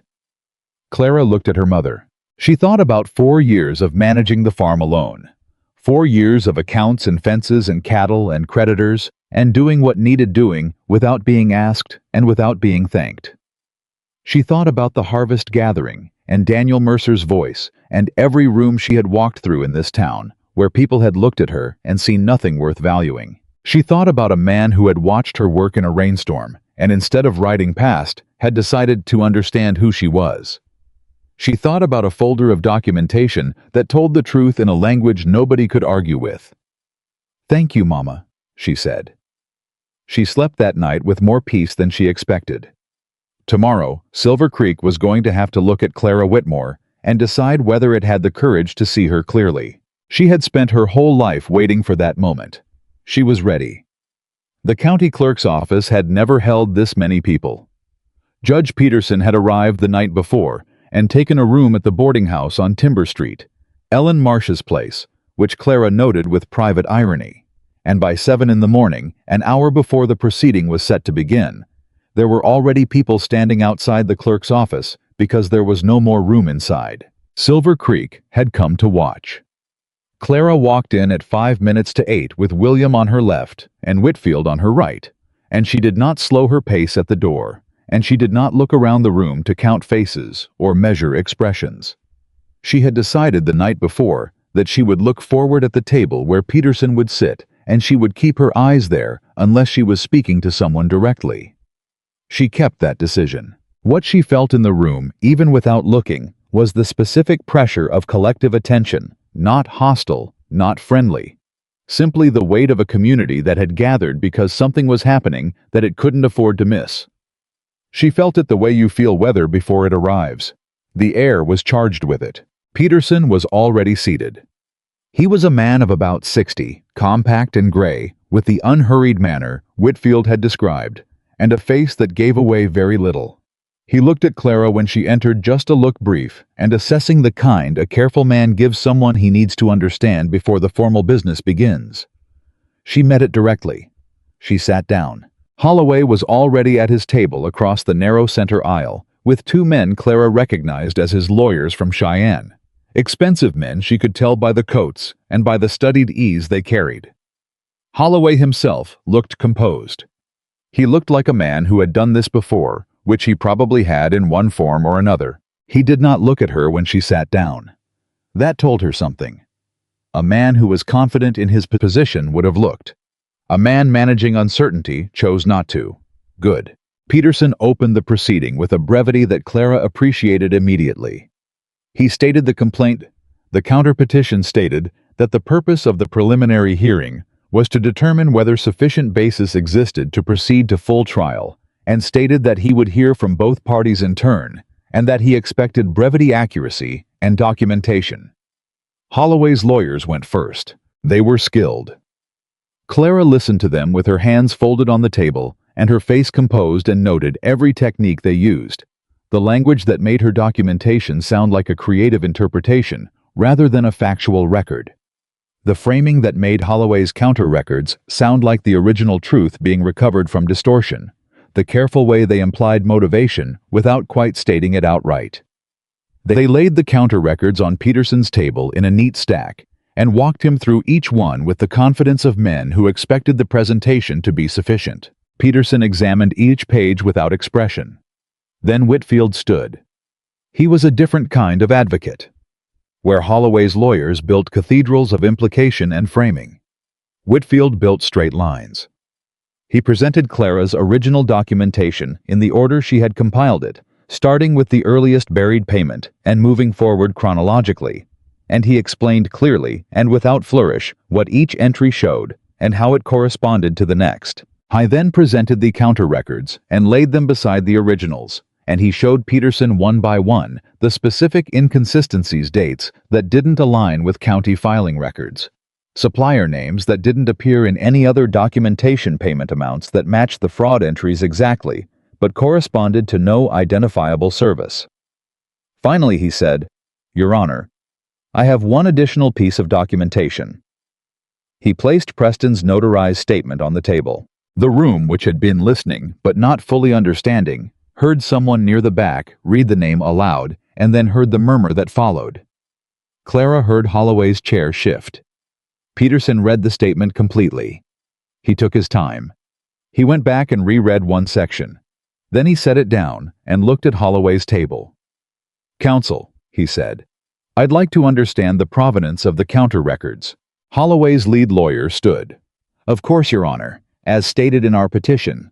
Specifically," Peterson said, "I'd like to know who prepared the physical documents, not who instructed their preparation, who prepared them." A pause. "That information is addressed in the statement I just read," Peterson said. He was not unkind, he was simply precise.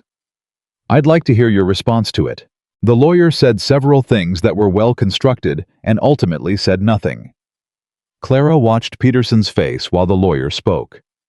Peterson's face said the same thing her documentation said. He already knew. The recess came at 10 o'clock. Peterson called 30 minutes. People stood and stretched, and the room released the pressure it had been holding for 2 hours.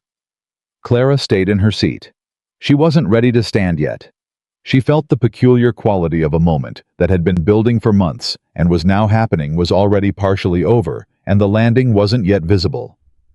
Whitfield leaned in. "He's seen it." "I know," she said quietly.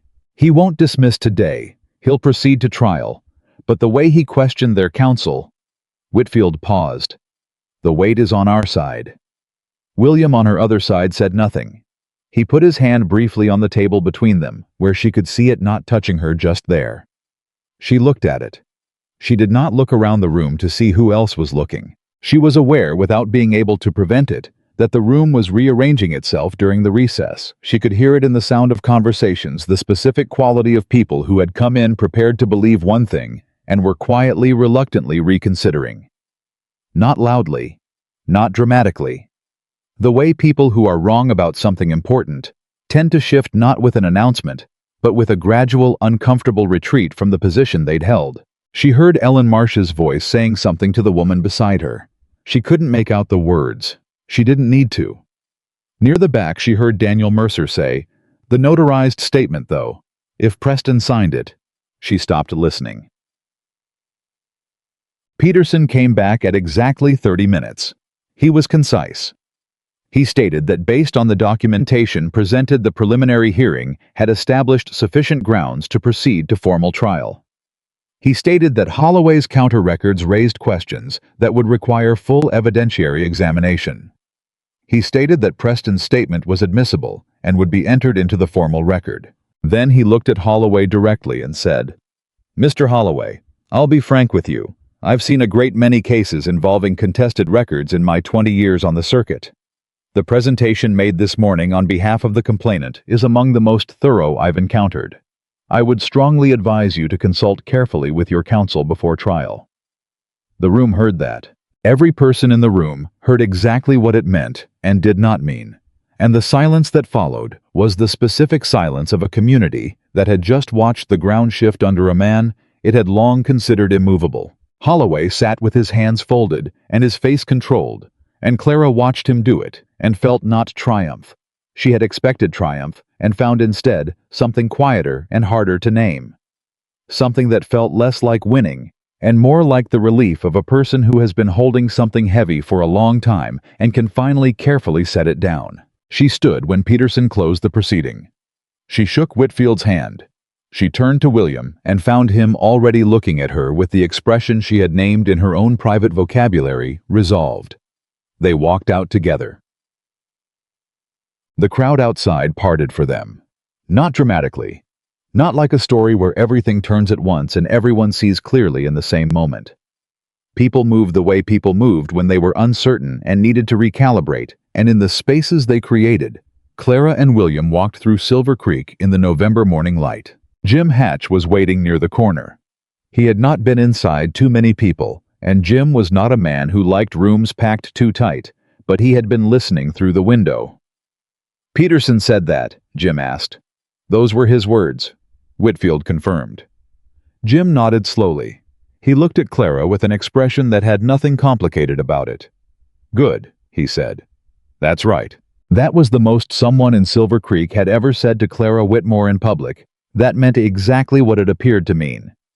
She was more moved by it than she expected. She kept her face steady. "Thank you, Jim," she said. He nodded and went back to his store. The second thing that happened that day, Clara had not anticipated.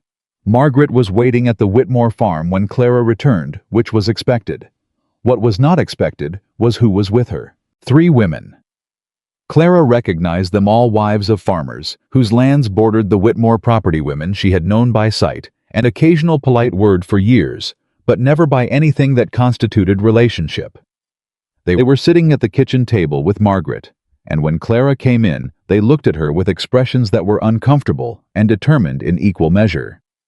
The eldest of them, a broad-shouldered woman named Ruth Calloway, stood when Clara entered. "We wanted to say something," Ruth said. She said it like a woman who had prepared the sentence several times and was committing to it. Clara waited. "We believed the wrong version," Ruth said.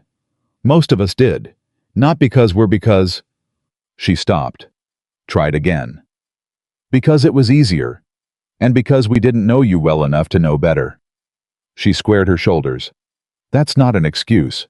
But we wanted to say it plainly. Clara looked at the three women. At her mother, who was watching with careful, quiet eyes. She took a breath. I appreciate that, she said. And she meant it not warmly, not immediately, the way forgiveness in stories always seem to arrive instantly and completely. She meant it the way a person means something that is true, but requires time to become full. I appreciate you coming, Ruth nodded. The other thing. She glanced at the other women, who gave her the look of people who had agreed to back someone up and were holding to that agreement. Holloway's been pressuring my husband's land supply contract for 2 years, and Henry Marsh's water rights have been under dispute in a way that doesn't make any sense unless someone's applying pressure that shouldn't legally exist. She looked at Clara steadily. We think there may be others. Clara went very still. Others, she said. Other arrangements, like the one he had with Carter Ranch. Other people he's been pressuring with documents that... Ruth paused. We'd like to talk to your lawyer. Clara looked at her for a long moment. Then she turned toward the door. I'll send for Whitfield, she said. Whitfield spent 3 hours at the Whitmore kitchen table that afternoon. By the end of it, he had 6 additional statements. 6 families in Silver Creek County who had been paying Holloway land management in various forms, some cash, some supply contracts at below market rates, some legal concessions on land boundaries under varying degrees of threat and pressure. All of it invisible because none of them had known the others were in the same situation. All of it made possible by the exact same methodology Clara had found in the Carter Ranch records. Holloway hadn't just been running one scheme. He had been running an operation. Clara sat at the corner of the table and listened to each account and felt the cold certainty of something becoming much larger than she had originally understood. She had found one buried set of payments. She had followed them to a conclusion.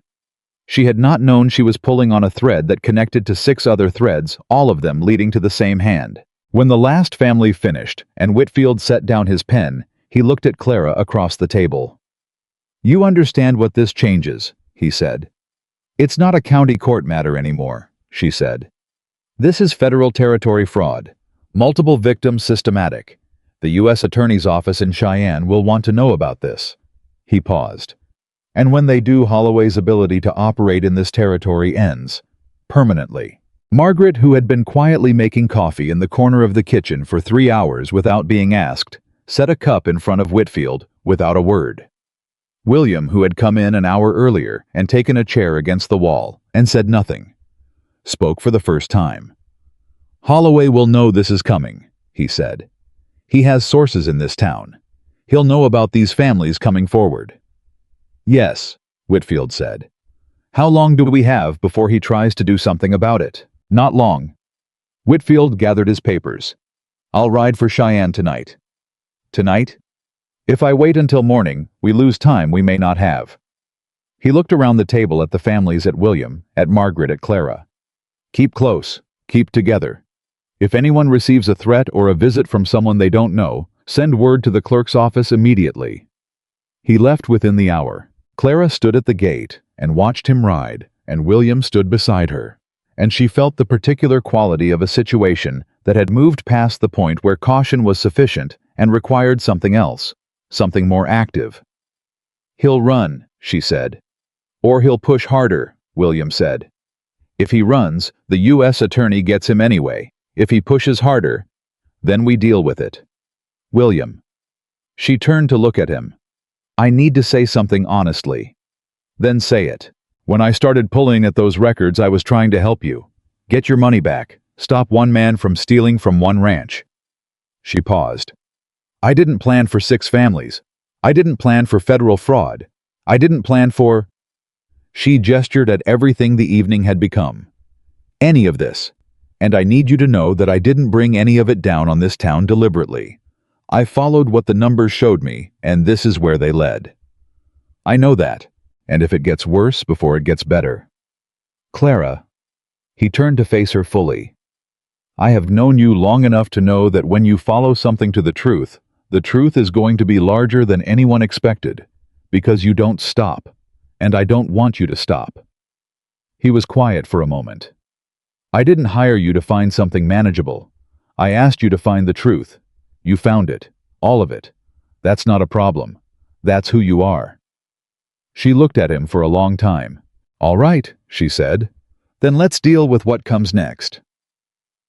What came next arrived 2 days later at dawn, and it was not what any of them had prepared for. Tom came to the Carter Ranch house at first light and knocked until William answered, and his face said immediately that something was wrong. Holloway's land office, Tom said. It burned last night. William was dressed and moving before Tom finished the sentence. Clara was at the ranch within 20 minutes, having ridden harder than was strictly advisable on a cold November dawn. She arrived to find William already there, and Whitfield, who had returned unexpectedly from Cheyenne the previous night after sending his information ahead, standing with the expression of a man calculating rapidly. The records, she said immediately. His office records, Whitfield confirmed. If he kept copies of anything there, he did, she said. He would have. A man like Holloway keeps copies of everything. It's how he maintains leverage. She thought quickly. But Preston's statement is already in the court record. My documentation is already in the court record. The 6 families gave their statements to Whitfield, and those are already in Cheyenne, Whitfield said. Safe. She exhaled. He burned his own records, William said. He burned whatever he thought we might still find, Clara said. Which means there was something there we hadn't found yet. She looked at Whitfield. What did you tell the U.S. Attorney's office? Everything we had. They're sending an investigator. Should arrive by end of the week. Whitfield paused. The fire may actually help us. A man who burns his own records 3 days after a preliminary hearing establishes something in its own right. Consciousness of guilt, Clara said. Exactly. William looked at her. How do you know that term? Law books, she said. I read them the winter I had access to the county library. She glanced at him.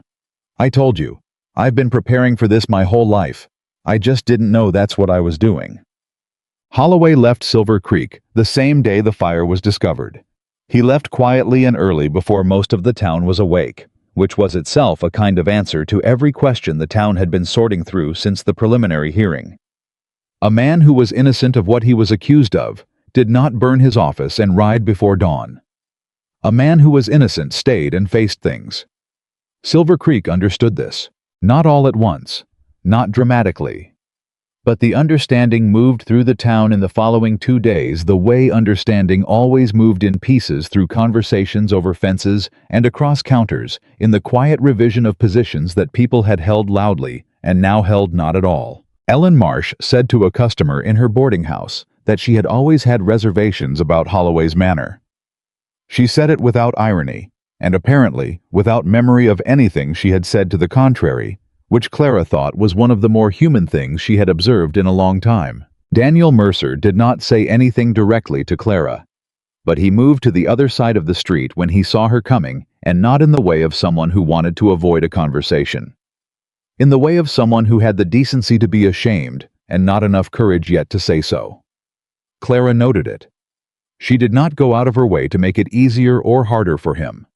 She had spent too much of her life managing other people's comfort at the expense of her own. The U.S. Marshal's investigator arrived on Thursday. His name was Calloway, no relation to Ruth, and he was a lean, unhurried man with a badge and a very thorough set of questions. He spent 2 days in Silver Creek, speaking to the 6 families, to Jim Hatch, to Tom at the Carter Ranch, to Whitfield, and to Clara. Clara's session lasted 4 hours. She answered every question directly with documentation, where she had it, and with clear distinction between documented fact and her own analysis, where she didn't. The investigator made notes and asked follow-up questions, and at the end of it sat back and looked at her across the table. How long did you say you've been doing accounts work? He asked.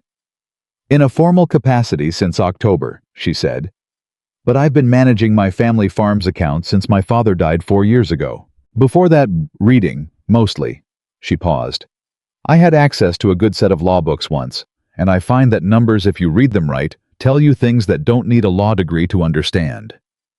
He studied her for a moment with the expression of a man who was accustomed to undervaluing what was in front of him, and was working to correct that. "Miss Whitmore," he said, "the evidence package you built is cleaner than what most trained investigators produce. The documentation chain is complete, dated, cross-referenced, and internally consistent."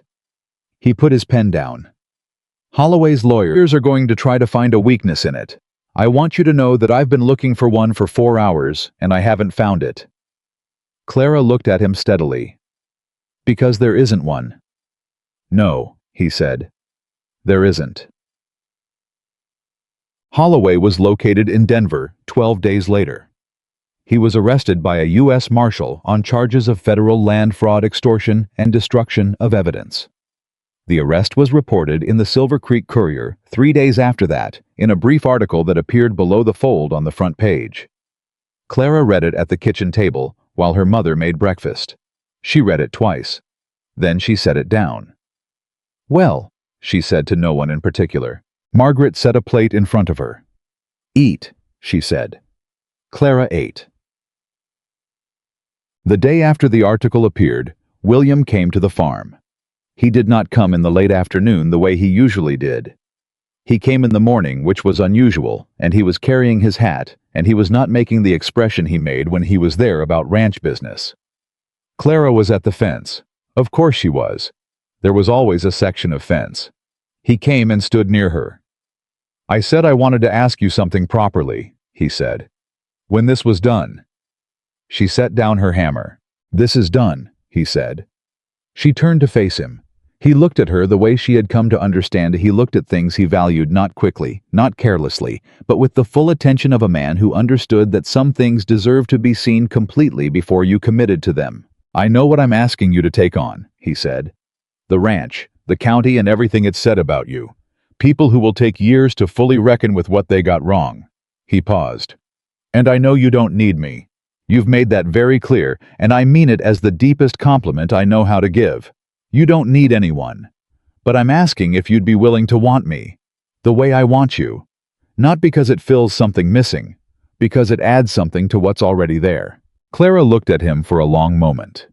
She thought about the harvest gathering, about the hammer in her hand and the fence she was mending when he first came down the ridge, about the ledgers and the buried payments and the Grange Hall and Whitfield's 4-hour table and Preston's statement and the 6 families at her mother's kitchen table and the U.S. Marshal and the article below the fold. She thought about standing in a field in the rain and working through the dark because the work needed doing. She thought about being 27 years old and believing quietly and without making a scene about it that nobody would ever look at her and see something worth choosing. She thought about being wrong about that. "Yes," she said. He reached for her hand. She let him take it. They stood at the fence in the cold November morning, and for once, she did not feel the need to reach for her hammer. For once, the work could wait. She had something more important to hold. They were married in January on a morning so cold, the breath of every person in the Silver Creek church showed white in the air. The church was full. Clara walked in on her own 2 feet, the way she had always walked everywhere at her own pace and in her own direction. She wore a dress that was not gray and not borrowed and not practical. Violet had seen to that, with a determination that brooked no argument. She wore a dress the color of the winter sky just before dawn, when the dark was still present, but the light was unmistakably coming. She walked toward William, and she held her head, the way she had always held it, level and forward, because a woman who had spent her life being told she was too much of one thing and not enough of another, had learned that the only reasonable response to that was to be entirely herself. William watched her walk toward him, with the expression she had named resolved, and the expression she had named certain combined, into something she didn't have a word for yet. She would think of one eventually. She had always been good with words when they mattered. The room was full of people who had not always been on her side, and she knew that, and she had made peace with it, because the world was composed of people who were sometimes right and sometimes wrong, and who needed occasionally to be shown clearly which was which before they could see it themselves. That was the work, not the fence or the ledgers or the fraud. The deeper work, the work of remaining visible until the world had to reckon with what it saw. Pastor Elroy opened his book. Clara took William's hands. And Silver Creek held its breath and watched the woman nobody had chosen become the woman who had always known exactly who she was and had simply been waiting for the rest of the world to catch up. The winter after the wedding was the quietest Clara had known in years, and she did not trust it at first. She was accustomed to difficulty. She was accustomed to the feeling of something pressing in from every direction. Debt judgment work. Weather. The accumulated weight of being a woman in a world that had decided she was worth less than she was. Quiet felt foreign. Quiet felt like the moment before something broke. It took her until February to understand that the quiet was simply quiet. She was sitting at the desk in the Carter Ranch office, her office now in the fullest sense, because William had said on their wedding day that the books were hers if she wanted them, and she had said she wanted them, and they had not discussed it further, because between two people who understood each other, that level of conversation was enough when William came in with 2 cups of coffee and sat in the chair across from her. "You're frowning at the ledger," he said. "I'm thinking. You always look like that when you think." "I'll try to look more pleasant." "Don't." He put her coffee near her hand. "I like knowing when you're thinking." She looked up at him. The morning light came through the window behind him, and she did not look at the light. She looked at his face, because she had decided some weeks into the marriage that his face was something worth looking at more carefully than she had allowed herself to look at anything in a long time. "The Northern Supply contract," she said. "Garrison's mill." "What about it?" "I've been running the numbers on an alternative. There's a mill in Henderson that can supply the same grade of lumber at 14% less per order if we commit to a seasonal minimum." She turned the ledger to show him. The minimum is reachable. Comfortably. He studied the numbers.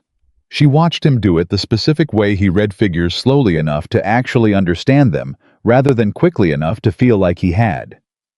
"What's the catch?" he said. "Henderson is 15 miles further. The delivery schedule requires adjustment." She tapped the page. "Tom can manage it with 1 extra quarterly trip. The cost of the trip is negligible against the savings." "And Garrison. Garrison has been overcharging this ranch for 3 years, and knows it, and continued because nobody looked closely enough to say otherwise." She met his eyes. "I'd like to take the Henderson contract." "Then take it," William said. She almost said, "Are you sure?" and then didn't, because she had been working on not saying, "Are you sure?" when she had already looked at the situation carefully enough to know the answer. Being asked to trust her own judgment by someone who trusted it entirely was the strangest, most disorienting gift she had ever received. She was still learning to receive it without flinching. "All right," she said. "I will." She turned back to the ledger. He didn't leave. She was aware of him still sitting there drinking his coffee, which he sometimes did, simply stayed in the room while she worked, not interrupting, not requiring anything, just present. She had asked him once why he did that. He had said it was because he liked the room better when she was in it. She hadn't known what to do with that sentence for 3 days. The Holloway case moved to federal trial in March. Clara had expected to feel more when the date arrived, anticipated some return of the anxiety and the cold, focused intensity of the weeks before the preliminary hearing. Instead, what she felt was an almost professional interest. She had given her documentation to Whitfield. She had given her statement to the U.S. Marshal's investigator. She had answered every question asked of her with precision and without embellishment. The case was no longer hers to carry. It was the court's. Whitfield had told her she might be called to testify. She prepared for that the way she prepared for everything, by knowing her material so completely that no question could reach a place where certainty ran out. She was called on the second day of the trial. She dressed that morning in the blue dress that Violet had repaired the hem of finally at some point during the winter when Clara wasn't paying attention. She ate breakfast at the kitchen table with William and did not talk about the trial, and he did not talk about it either, because they had both learned that some things were better carried in the body than spoken aloud until they were over. The courtroom in Laramie was larger and more formal than the county clerk's office in Silver Creek. Peterson presided again. Holloway sat with his team of Cheyenne lawyers, who looked, Clara noted, somewhat less composed than they had at the preliminary hearing. She took the stand. Whitfield walked her through the documentation. She answered every question with the same quality she had always brought to numbers: accuracy, precision, and the willingness to say, "I don't know," when she didn't know something, because a witness who claimed to know everything was a witness whose knowledge the jury discounted. Then Holloway's lead lawyer stood for cross-examination. Howe was skilled. She knew that going in, and she respected it the way you respected any well-made tool independent of what it was being used for. He tried 4 different approaches to find an opening in her testimony. He tried challenging the timeline of her access to the original records. He tried suggesting that her close relationship with the ranch owner created bias in her interpretation. He tried implying that her lack of formal credentials meant her conclusions were amateur readings of documents she wasn't qualified to assess. He tried finally a question designed to sound like something other than what it was. Miss Whitmore. He said she was Miss Whitmore in the courtroom because the defense had clearly decided that reminding the jury she was now Mrs. Carter undermined their narrative. Isn't it true that before your engagement to William Carter, you had no significant professional accomplishments to speak of? Whitfield said calmly. Objection, irrelevant. I'll answer it, Clara said. Peterson looked at her. He allowed it with a small nod. She looked at Holloway's lawyer directly. Before my work at Carter Ranch, she said, I managed a farm under a debt load that would have broken most operations within 18 months. I kept it solvent for 4 years. I negotiated supply contracts, managed cattle accounts, and maintained records, accurate enough that when I went looking for fraud in someone else's books, I knew exactly what accurate records looked like by comparison. I had no formal credentials, that's correct. I had something that doesn't come with credentials, which is the habit of careful attention when nobody is watching. She paused. If that constitutes no significant accomplishments, I'd invite this court to consider what Mr. Holloway's operation would have looked like if someone had been paying that kind of attention 4 years ago. The courtroom was very quiet for a moment. Holloway's lawyer said, "No further questions." The jury deliberated for 11 hours. Clara spent those 11 hours at a hotel in Laramie with William and Whitfield, and she was as close as she could manage herself during all of them.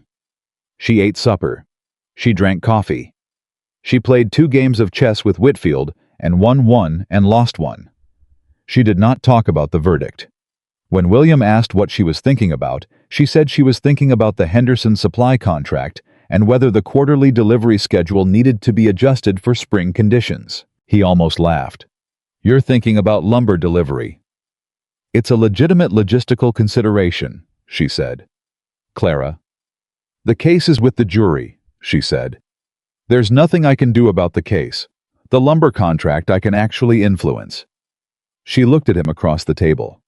I've spent too much of my life staring at things I couldn't change.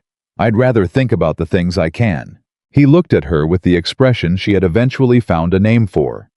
It wasn't resolved, and it wasn't certain. It was something older and quieter than either. It was the expression of a man who had found the thing he was looking for and knew without any further uncertainty that he had been right to keep looking. The verdict came at 9 in the morning on the second day. Guilty on all counts. Federal land fraud, extortion, destruction of evidence. 3 additional counts related to the 6 Silver Creek families whose statements had formed the expanded case. Richard Holloway was remanded to custody. He would be sentenced the following month. His land management operation, every contract, every property, holding every financial arrangement it had established across 3 counties, was ordered into receivership pending full federal audit. Clara heard the verdict read and felt the thing she had been carrying since October, since the first buried payment in the oldest ledger, since Holloway's smooth voice in the Carter Ranch office saying he hoped they understood each other, since the Grange Hall and the rumors and the threats and the burned office. She felt all of it settle. Not release. Settle. Like land after an earthquake that has found its level again. She looked at William beside her. He looked back. She said nothing. Neither did he. Whitfield shook her hand. Best documentation I've seen in 20 years of practice, he said. I mean that without qualification. You said that before, she answered. I'll keep saying it until you believe it. She almost smiled. I believe it. Then I'll stop. He closed his bag. What will you do now? Clara thought about the Carter Ranch and the February quiet, about the Henderson lumber contract and the northern pasture and the spring accounts that needed attention, about Violet, who had started walking out with a young man from the eastern farms and who deserved someone paying careful attention to whether he was worth her time, about Margaret, who had taken to coming to the Carter Ranch on Tuesday afternoons and sitting in the kitchen with a dignity that was different from her old pride, warmer, less brittle, the dignity of a woman who had stopped performing and started simply being. Work, Clara said, the same as always. Whitfield smiled at that. A real one. Spring came to Silver Creek in March, which was early and therefore a gift. The ground softened and the creek ran full, and the Carter Ranch moved into its seasonal rhythm, the way a well-run operation did with effort. Yes, but with the specific ease of a thing that was organized correctly, that had the right people in the right places doing the work they were suited for. Clara reorganized the supply chain through April and saved the ranch 14% on operational costs over the equivalent period the previous year. She found 2 additional contract irregularities that had been in place before her arrival and corrected them both. She hired a second record keeper, a young woman from Henderson, daughter of the mill owner, who was quick with numbers and hungrier for real work than she was for approval, and trained her with the same directness William had once offered Clara herself. "Don't explain yourself more than the numbers require," she told the girl whose name was Frances. "If your figures are right, they speak. If you've made an error, say so immediately and correct it. The only thing that destroys credibility in this work is pretending you know something you don't." Frances wrote that down in a small notebook she kept in her apron pocket. Clara noticed and did not mention it. She remembered being a woman who read things in the county library because nobody had offered to teach her. On a Thursday in April, Daniel Mercer came to the Carter Ranch. Clara was in the office when Tom knocked and said there was someone at the front asking for her specifically. She came out and found Daniel standing with his hat in both hands, which was the posture she had come to associate with men who needed to say something difficult and were preparing themselves to actually say it. She waited. "I wanted to tell you something," he said. He was looking at the ground. Then he made himself look at her. "At the harvest gathering, what I said." "I remember it clearly," she said. "I know you do." He turned his hat around once. "I said it because I thought it was expected of me. I thought it was funny. I thought—" He stopped. "I didn't think. That's the honest version." He met her eyes. "I've thought about it a number of times since. What that kind of thing costs when you hear it." Clara looked at him. She had carried what he said in the harvest hall for months. She had carried it the way you carried a bruise on top of an older bruise in the specific place where the damage had always been done. It had not broken her. Nothing had broken her, but it had added weight to what she already carried, and weight accumulated whether you acknowledged it or not. "Yes," she said. "It cost something." He nodded. He seemed to have prepared for more, for anger perhaps, or for the door to be shut in his face, and her measured response took something out of him, not unpleasantly, the way truth does. "I'm sorry," he said. "I mean that plainly." "I know you do," she said. And she did. She could tell. "That's something." He nodded again, put his hat back on, turned to leave. "Mr. Mercer." She stopped him. He turned back. "I don't need anything from you beyond what you just gave me. But if you know someone who's in a position similar to what those 6 families were in with Holloway, anyone else who's been pressured into arrangements that don't sit right. The U.S. Marshal's office in Cheyenne is still taking statements. The audit is ongoing." He looked at her. "I might know 1 or 2, he said slowly. "Then tell them," she said. "That's the most useful thing anyone can do now." He left. Clara went back to the office and sat down at her desk and looked at the Henderson contract figures for 30 seconds before she realized her hands were shaking slightly. She pressed them flat on the table and held them there until they stopped. Not from fear, not from leftover anger, from the particular effort it took to receive an apology gracefully from someone who had hurt you in front of witnesses and not let the relief of it destroy your composure entirely. The twist came in May from a direction nobody in Silver Creek had anticipated. A letter arrived at the Carter Ranch addressed to Clara from James Whitfield. She opened it at breakfast. She read it once. Then she set it down carefully beside her coffee cup and sat with it for a moment. William looked up from his own correspondence. "What is it?" "Whitfield has been approached by the Wyoming Territorial Attorney's Office," she said. "They're forming a new investigative unit. Financial fraud, land records, irregularities, territorial corruption." She paused. "They want someone to lead the documentation and evidence analysis function." He waited. "They're asking if he would recommend someone," she said. "And he's asking you." "He's informing me that he has already recommended me," she said, "and that the attorney's office would like to meet with me at their convenience." The kitchen was very quiet. William set down his papers. Clara looked at the letter, then at him. "This would mean," she started. "Laramie probably, at least partly." His voice was even. She listened carefully to it the way she listened to everything for what was underneath the surface. "How much time?" "He doesn't specify. I'd need to ask." She looked at him directly.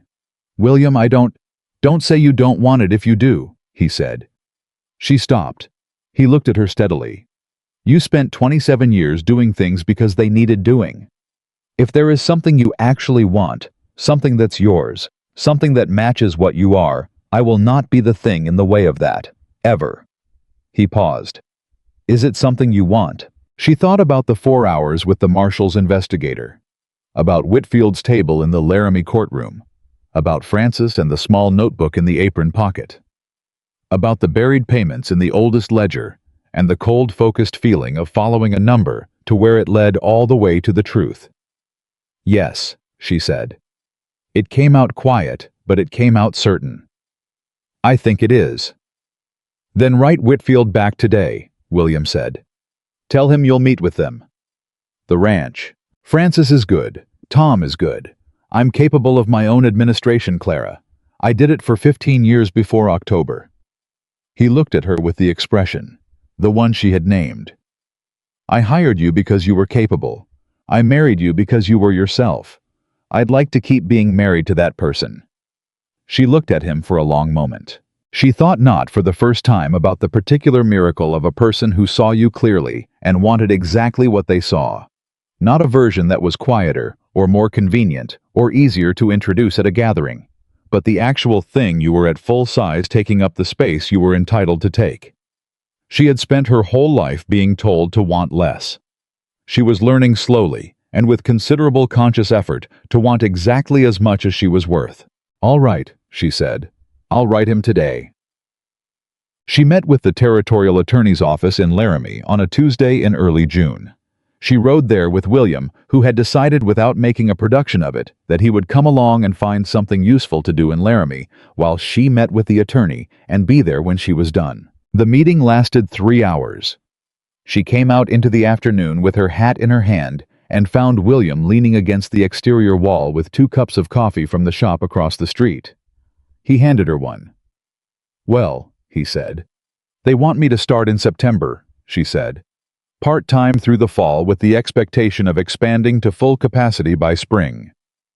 Terms. Fair." She wrapped her hands around the cup. "More than fair." "And you?" I said yes. He nodded once. "Good," he said. They started walking toward where the horses were tied. The afternoon was warm enough that the coat she'd carried was unnecessary, and the street was busy with the midweek commerce of a territorial capital that was always becoming something newer than it had been. "Whitfield will be pleased," William said. "Whitfield recommended me to make a point," Clara said. "He told me at the preliminary hearing that I should consider law as a profession.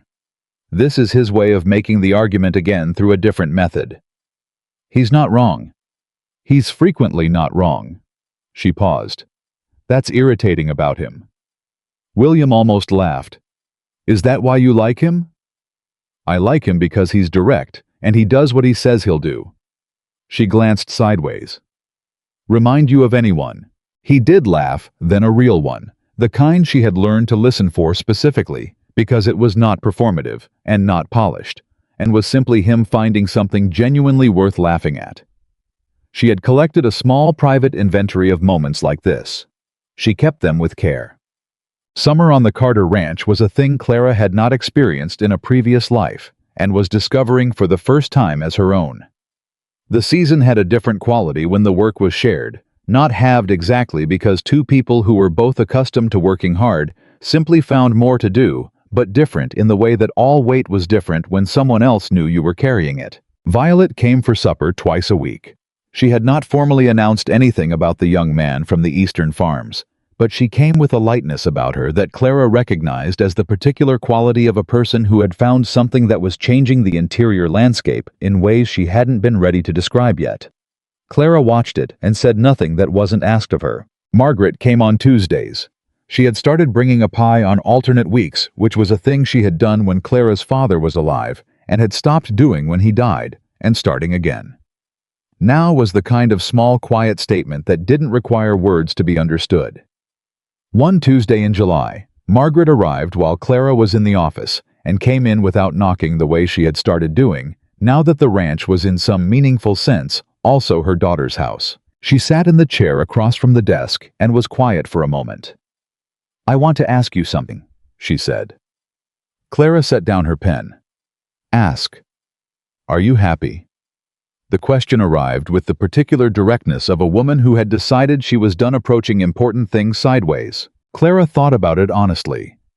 She thought about what happy meant for someone who had spent most of her life defining success as endurance, as holding things together, keeping the farm solvent, staying upright when the pressure was downward. She thought about whether happy was the right word, or whether it was a smaller part of something larger. "Yes," she said. "I'm happy." She paused. "I'm also more. Larger than happy. It's not just the feeling, it's..." She considered it. "It's like when you spend a long time working in a small room, and then you realize there are other rooms. And the other rooms were always there. You just didn't have access to them yet." Margaret looked at her for a long moment. "Your father used to say something like that," she said. Her voice was rough for just a moment. "He used to say that most people lived in 2 or 3 rooms of themselves. He said you were born for a bigger house." Clara said nothing. "He knew," Margaret said. "He always knew what you were. I think I knew too, and I was afraid for you. Because knowing what you are and living in a world that can't see it is..." She stopped. "It's a hard life. I thought if I could make you smaller, it would be easier." "Mama, I know." Margaret straightened. "I'm not asking for anything. I just wanted you to know that I know." She looked around the office at the neat ledgers, the organized shelves, the systematic order of a space that Clara had made her own from the inside out. "He would have been so proud." Clara pressed her lips together for a moment. "I know," she said. "I know he would." Margaret smoothed her skirt, and left the doorway with the dignity she had always carried and had recently stopped using as a shield. Clara looked at the empty doorway for a long moment. Then she picked up her pen and went back to work. The letter from Harlan Preston arrived in August, which was something none of them had expected. It was addressed to Clara, forwarded through Whitfield's office, and it was brief. Preston wrote that he had concluded his arrangement with the marshal's office and was preparing to leave Cheyenne for places unspecified. He wrote that he had reviewed the case documentation as it had proceeded through the federal system. He wrote one sentence about Clara's work: "I have counterfeited documents in 4 territories, and I want you to know that your originals were the most thorough records I have ever been required to falsify, and I still couldn't do it without leaving traces, which is how you found me." Clara read this twice. She handed it to William. He read it. He set it down. He looked at her. "A forger is complimenting your record-keeping," he said. "It's actually the most specific professional compliment I've received," she said. They looked at each other.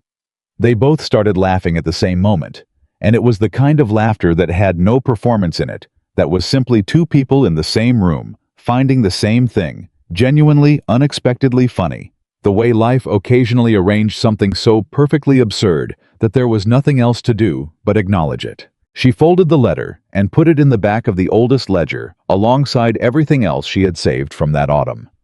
Alongside Holloway's first office visit note. Alongside the page with next quarter circled in her handwriting. Alongside the list of 6 families at her mother's kitchen table, and the Preston statement, and the Henderson contract figures. A record, her record, of what it had taken and what it had cost and what it had produced. September arrived, and with it the beginning of her work for the Territorial Attorney's Office. On her first day, she rode to Laramie and walked into the building on the main street that she had passed twice before. Once when she came with Whitfield, once when she came for the interview, and this time she opened the door and walked in. Not as a witness, not as a visitor, but as the woman who worked there. The clerk at the front desk was a young man of about 20, with a manner that was trying to be formal and was slightly undermined by his obvious uncertainty about how to address her. "Mrs. Carter," he said. "Miss Whitmore," she said. It came out without hesitation. She had decided that in her professional life she would be the name she had built her work under, because the work preceded the marriage and would outlast any single arrangement her life contained, and because she was who she was before she became anyone's wife, and that person deserved the credit. The clerk blinked. "Of course. I'll let Mr. Hendricks know you've arrived."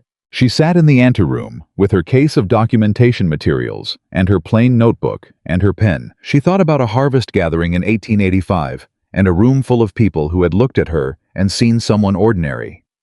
She thought about a fence on the eastern boundary of her family's land and a man who had come down a ridge and offered her something practical. She thought about the oldest ledger with the buried payments and the moment she had understood what they meant. She thought about what Whitfield had said in that moment. "Have you considered the law as a profession?" She thought about what her father had said through her mother's voice about bigger houses. The door to Hendricks' office opened. "Miss Whitmore," the clerk said. "He's ready for you." Clara picked up her case. She stood. She walked through the door. And in Silver Creek, Wyoming, in the year 1886. The story that people told for a generation afterward was not the story of the wealthy cowboy who made a surprising choice. It was the story of Clara Whitmore, who managed a failing farm in the dark years after her father's death, who found fraud buried in the ledgers of a man who had never expected to be caught, who stood in a packed hall and refused to sit quietly while a lie arranged itself around her, who built a case so airtight that a professional forger couldn't find a seam in it, who trained a young woman with a notebook in her apron pocket, who answered a letter from a territorial attorney's office and said yes without flinching, who had been ordinary in no version of the word that mattered. Whenever someone asked William Carter why he had chosen the woman the whole town had passed over, he always gave the same answer. "Everyone else," he said, "spent their time looking at what she wasn't. I looked at what she was. There wasn't a harder choice or an easier one. There was only the right one." And Clara Whitmore, who had spent 27 years being measured against the wrong things, who had endured and worked and held on, and refused to believe that other people's blindness was her permanent condition, lived the rest of her life in the bigger house her father always knew she was built for.